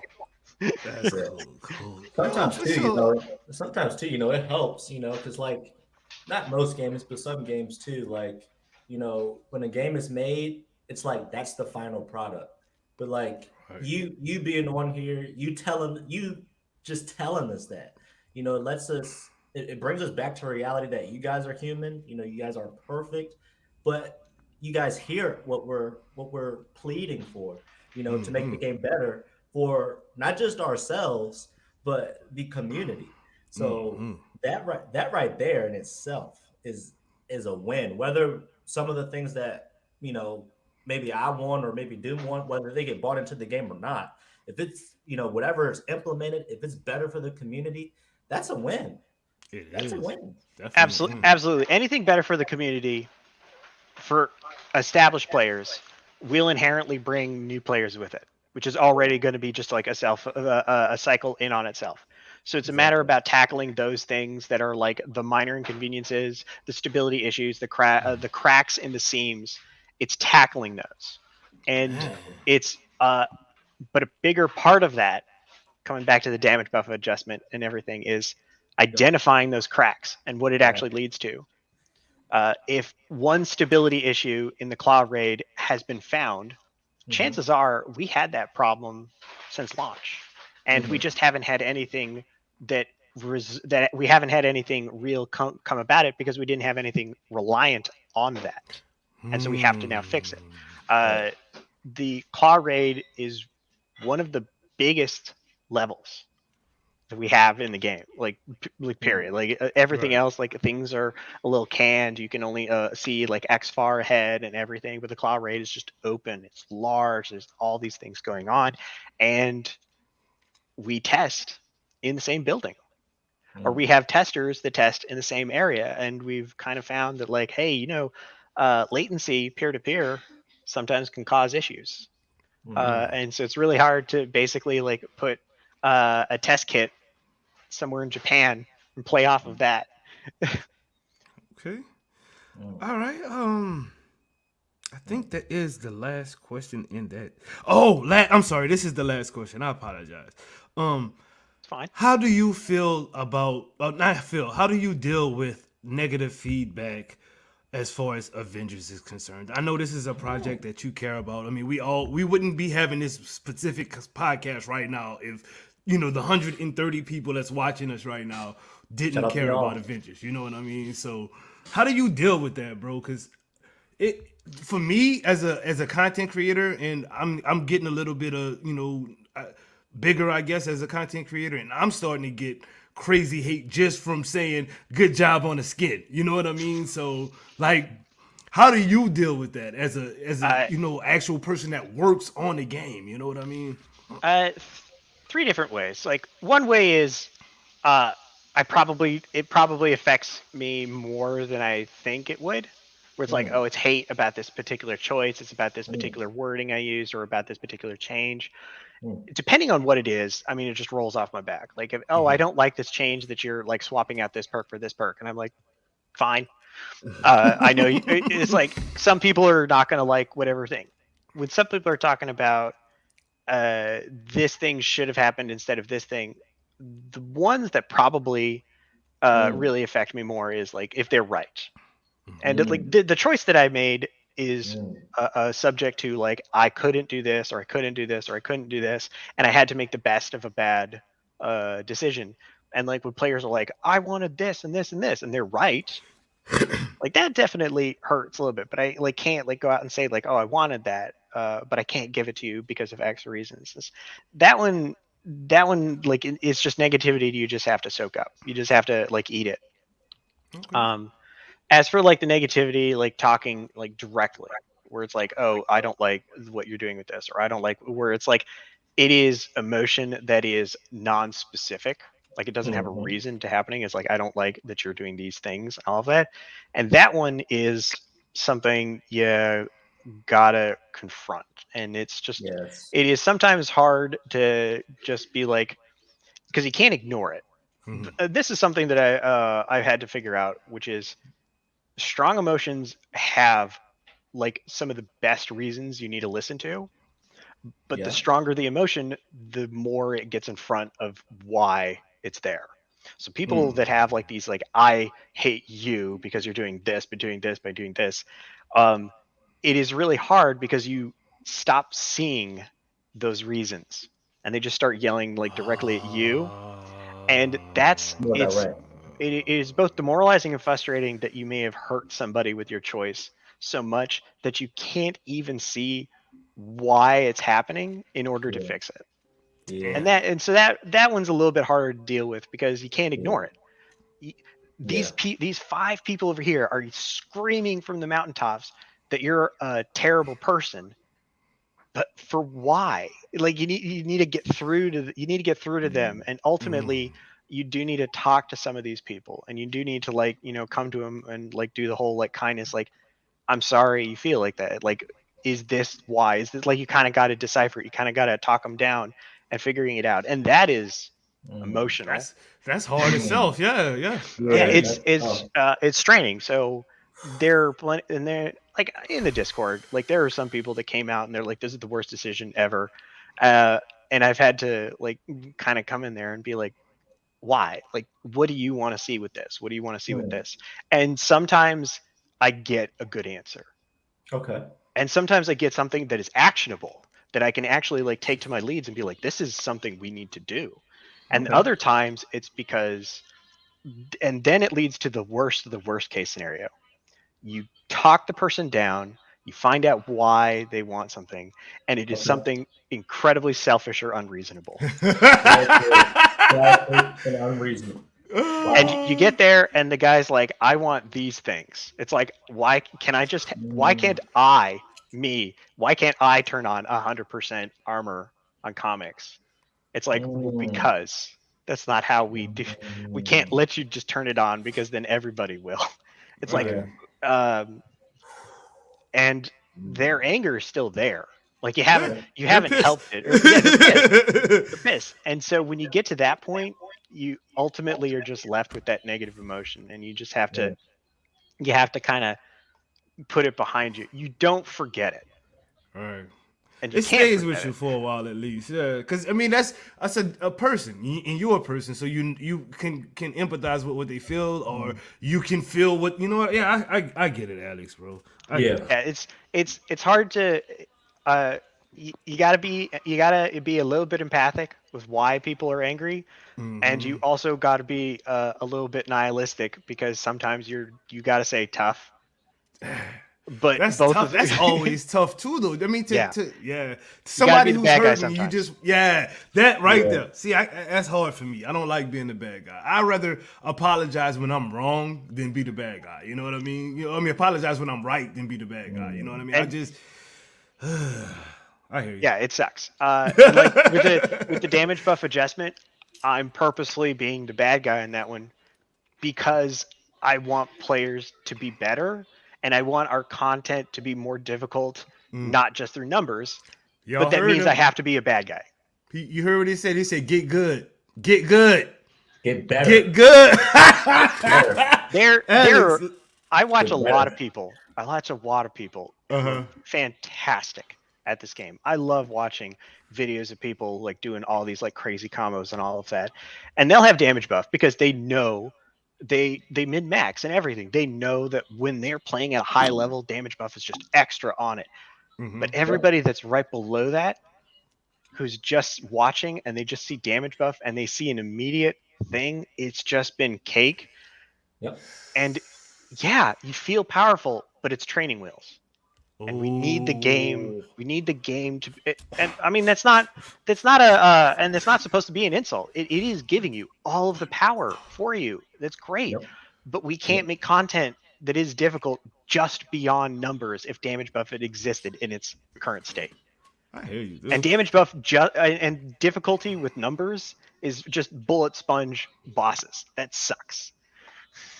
Got you. Okay, I got one more question for you in. It's, I guess, we'll do hypothetical. Yeah, hypothetical. Fine. Yeah. If you were to add a magic character to the game, your personal, who would you add to the game? All right, when you say magic, you're actually talking about like magic style. I'm talking about Doctor Strange and Scarlet Witch, bro. That's what I'm talking about, character. man. I'm talking about them too. Magic. This guy's in. Why? Please. So it's interesting that you bring up magic because that definitely narrows things down. I'm definitely more in like the techno side of things, like War Machine, Moondragon, and all that kind of stuff. But magic, hold on a second. Okay. I know everybody like wants to fall on like the two most obvious camps of Scarlet Witch and Doctor Strange, but there is a more interesting thing out there where I would actually potentially like to see Loki as a playable character. Because the idea of magic with Loki and trickster magic is super interesting for me. What? Being able to like duplicate or being able to make like copies or being able to do like ice magic or like all that kind of stuff. And one of the other things that people are like, oh, I want to see Scarlet Witch and all of that. It's like there's a form of power creep just in the scale of like what mechanics that players expect. Like, hey, could we add Sentry to the game? Yes. Would it be comic book accurate? Absolutely not. Not unless he's punching all enemies once. His light attack just boom, nukes all enemies. So there's an expectation where certain things have to be like at a power level. If we add Doctor Strange in, like he is at a power level well beyond a lot of things. Same with Scarlet Witch. We're talking about like reality warping magic. Like, do it, damn it! Just do it, Alex. So, Just but on the do on the it. flip, but on the flip side, like Loki's magic is incredibly specific and Right, narrow it's and precise has magic. Yeah. yeah, it's like, oh, he can use certain elemental magic, he could use some illusion magic, he can do solid illusionary projections and that type of prestidigitation and all of that kind of stuff. That has really cool combat capability that we could add in a lot of stuff, and also is not boxed into something.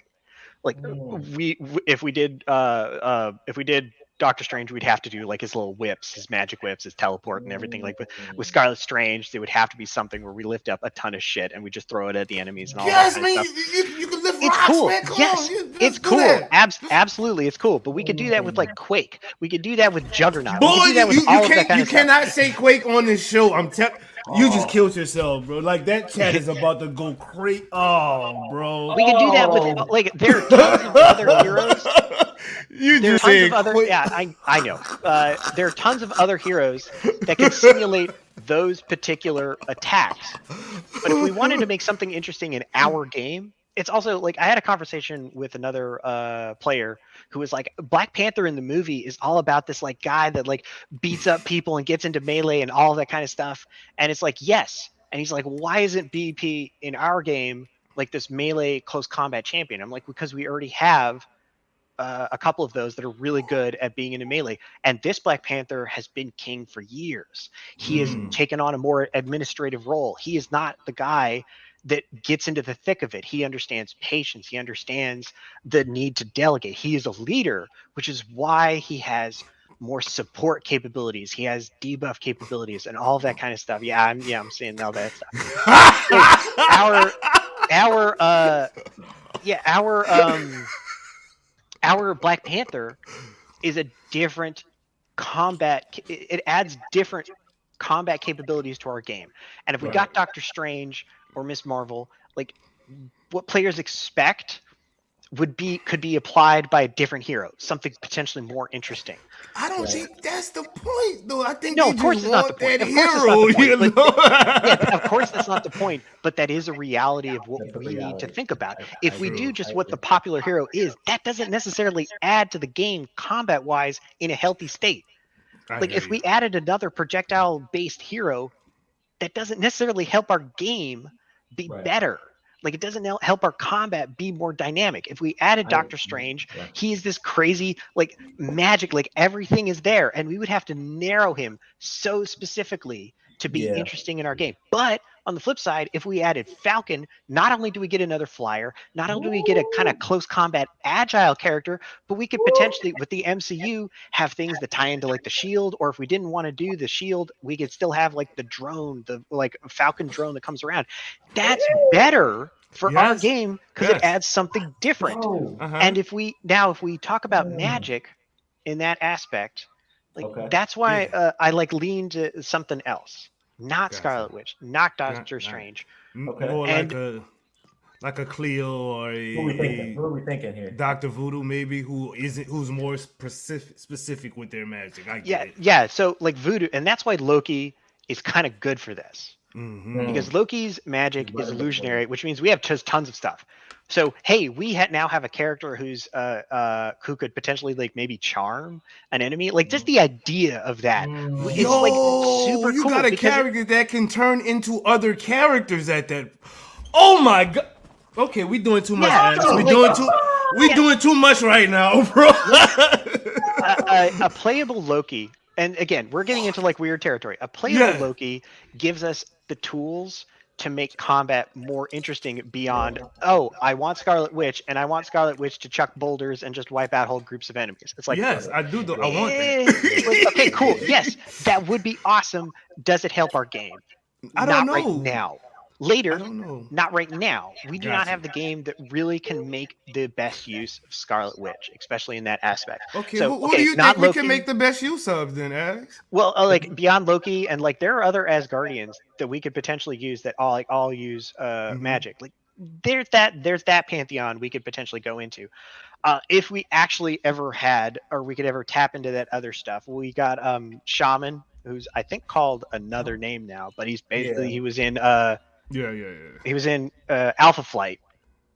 and he's like did a lot of earth magic and everything like that. Like, hey, how many support characters do we have like based on healing? It's like one.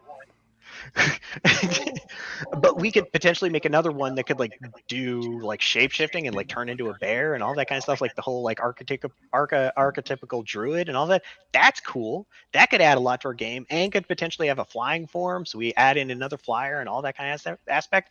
That's cool. Like, I'd love to go into that area of magic rather than just saying reality warping, time bending magic. Great. How are we going to balance that where players are just like, I feel like I'm super weak compared to what I feel this hero should be?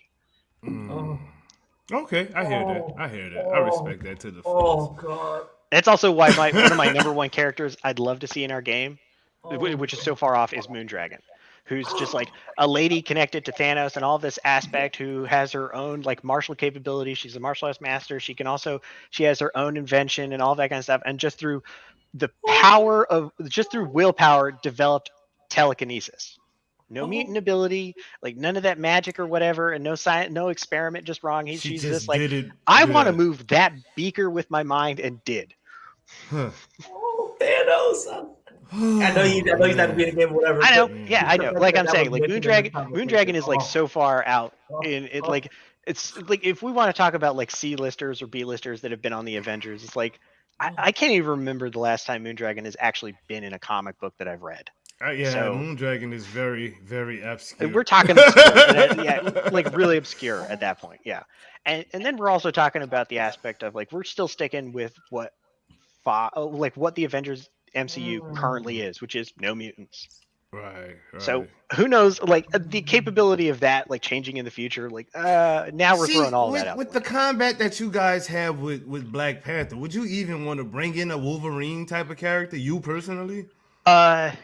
Yes, but yes, absolutely, but it would be different. Like I'd actually really kind of want to go towards the because obviously there's like some crossover there, like the pounce and like stabbing the guy and everything like that. Yeah, cool. Especially like pouncing onto Exos and stabbing him from behind. I'm just getting pictures of the old Fox kids, like Wolverines climbing up a Sentinel and everything. Climbing like up the Sentinel, yeah, cutting the head off. Yes. Totally works. But now on the flip side, like where Black Panther's a leader, like Wolverine's a lone wolf. He's selfish. It's like he's out there and doing all that. So all of his stuff could be like 100% dedicated to just work on him. Like we're basically pull in the Marvel versus Capcom version of Wolverine, where it's all about like the direct, like heavy combos and everything like that. Yes, sir. Yeah. Okay. Just last question, and this is actually from a good friend of mine in DSG. Your thoughts on Rogue as a character in Avengers game? Just like hypothetically speaking.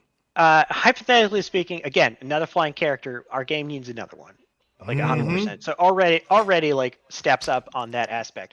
Super strength. Okay, so we have a melee focused ranged character. That's interesting. We could definitely use that. And then the absorption qualities of her that has some really cool mechanical possibilities, like here's an adaptoid, and like you could use like a grab attack on it, and she could like potentially get empowered with like that type of thing.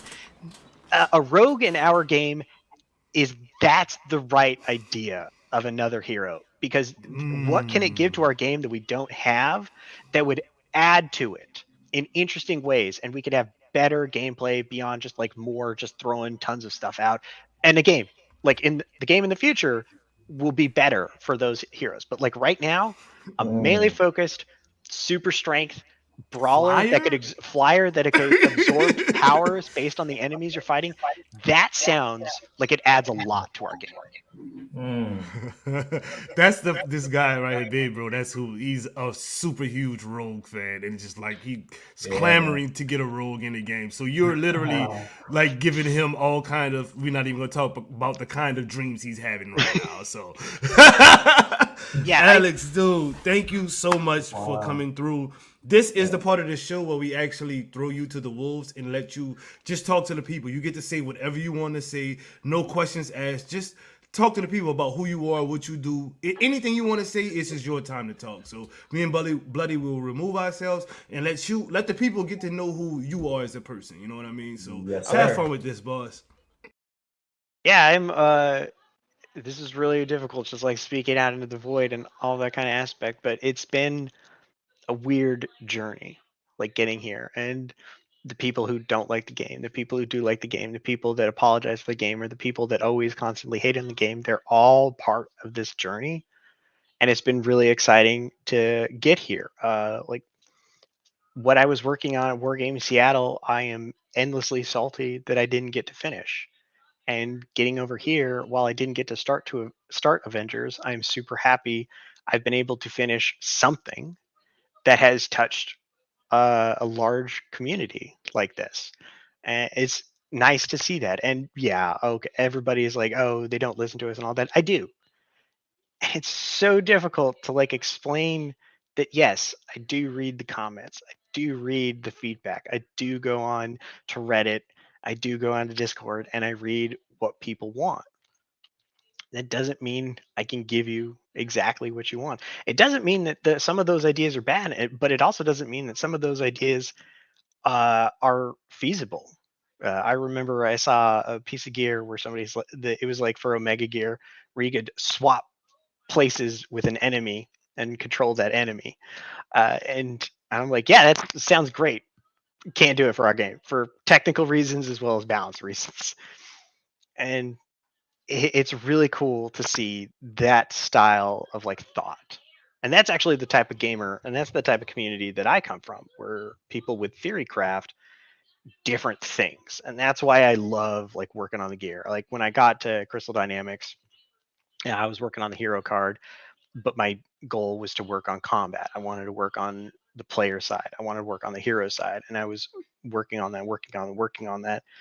And eventually I was annoying enough that they moved me over there to start working on that because I want there to be a reason to pick up this piece of gear that's named differently than everything else. And it's been a long road to make that somewhat true, but it's also not done. Like I don't consider what I'm doing with patch 2.3 coming up done. I'm fixing a lot of bugs. I'm changing a lot of perks and I'm adjusting some pieces and stuff, but I'm not done. I may be done for a while on hero set gear because I feel that those are at least in a state that at least puts them different from everything else. But there are some perks on them that are they're fallen way behind, and we're going to be going back and adjusting those. But as for the changes, those are done. But now, like, oh, this perk just doesn't give enough. Okay, let's bump up the numbers. This perk should also give heroic energy instead of health. It's like, okay, let's add that. Let's bump them up. Let's do adjustment. It's a process. And I love that process. I know as a player, I also get frustrated about games of like, oh man, it's taking so long to get content out and everything. So I, and on the other side, it's just really hard to be like, hey, uh, it takes a long time to get all this stuff out. It is. Uh, I've been stuck in this box of my home for 2 years working on this game. I remember a year ago now, I actually had hernia surgery and I was sitting in this chair just doing what I can for 6 weeks while I was taking painkillers, dealing with the surgery on that one. And that was when I was doing the first bit of the loot change. And right after I did the Hive Mind gear change, like I play this game and I like take pictures and I'm like, this sucks. Like, how can I fix this? Like, how can this be better? Or can this be better? Can this change or whatever? And I take that up.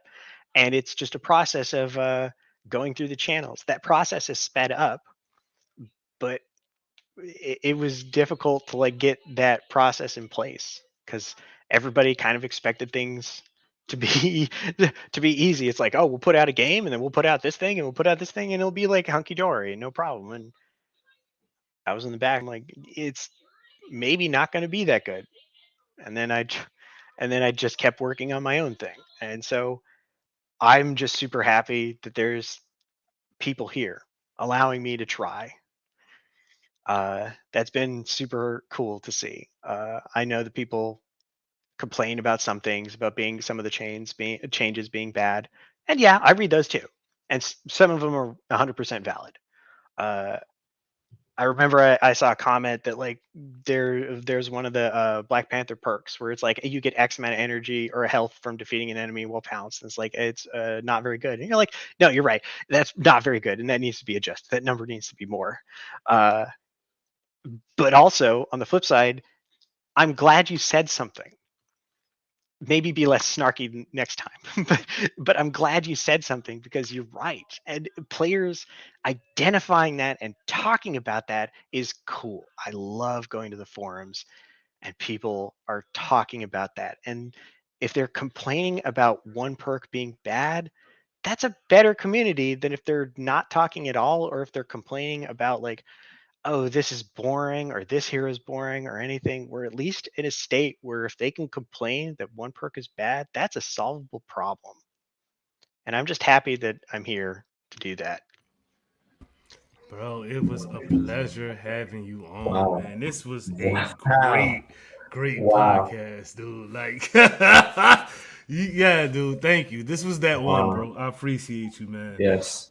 This is the segment of the show where we like to put we normally put a smaller content creator, but if you would like to put one of your co-workers on the map, just give them a shout out. Let people know that they're doing something good in the world. You know what I mean? This is that segment.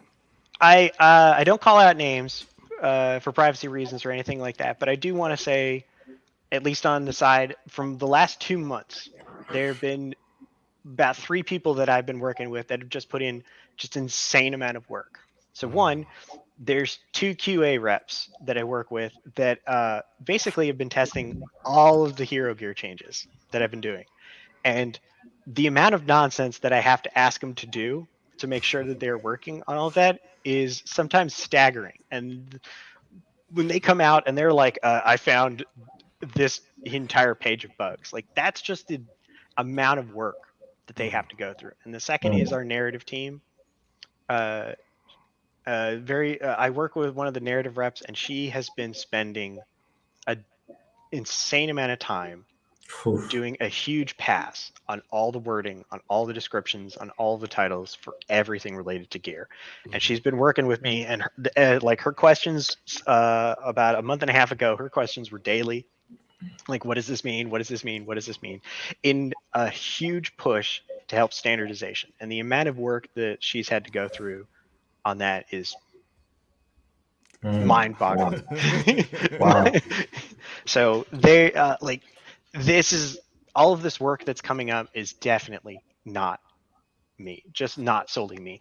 I'm one part of this driving. I am the annoying voice and face of gear, but I like the connective tissue goes to many different teams that allow me to actually get it across. Okay. Well, dude, Bloody, go ahead and put somebody on the map, my dude. Man, wow. Man, send our love from us, from the community to that team. But oh boy, if I had to put somebody on the map. Shout out to all 125 plus of you guys. I can't name you all, but numbers amount to a lot more than the name. But shout out to all of you guys that spent the time of day, whether it's night or day, depending on where you're at, to come and rock with us. Yes, and to have a indeed. special guest, a guy that's actually making or helping to produce the game that we all enjoy. I mean, that gets no bigger than that. It gets no bigger than that. It really does. Shout out to all y'all for spending time with us and really keeping us going, keeping us afloat, because we can't do it with just us 3. We need every single person in the community for this to be successful. So shout out to all of y'all. I love everyone, and we got some work to do on Avengers. Bro, okay.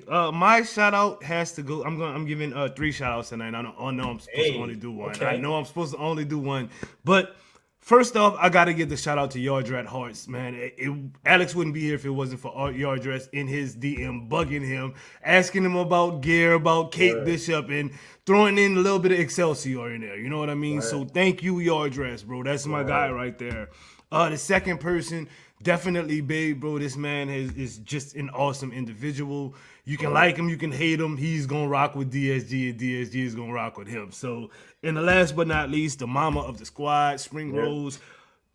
just an awesome individual. Got my back all the time. The incarnate Scarlet Witch herself. So you know what I'm saying. So that's the three people I wanted to put on the map. Just wanted to shout out everybody who watched tonight. This episode of Excelsior was a special one. And Alex came through with that fire. No trash. Win. So, Bloody, you got anything you want to say before we get up out of here, bro? Man, you guys heard it all tonight. We got a lot in store for the future. More closely in March. That's the closest update. We don't know when, but we know it's coming. So until then, Avengers. That's a Laissez les bon temps rouler, which means let the good times roll. Peace out, people. What's shaking, people? It's your boy.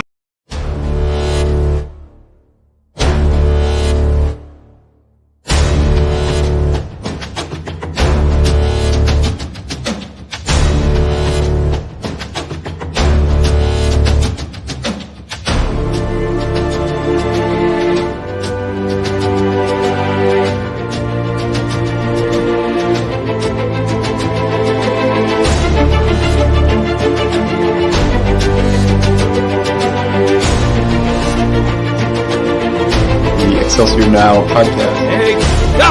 Excelsior!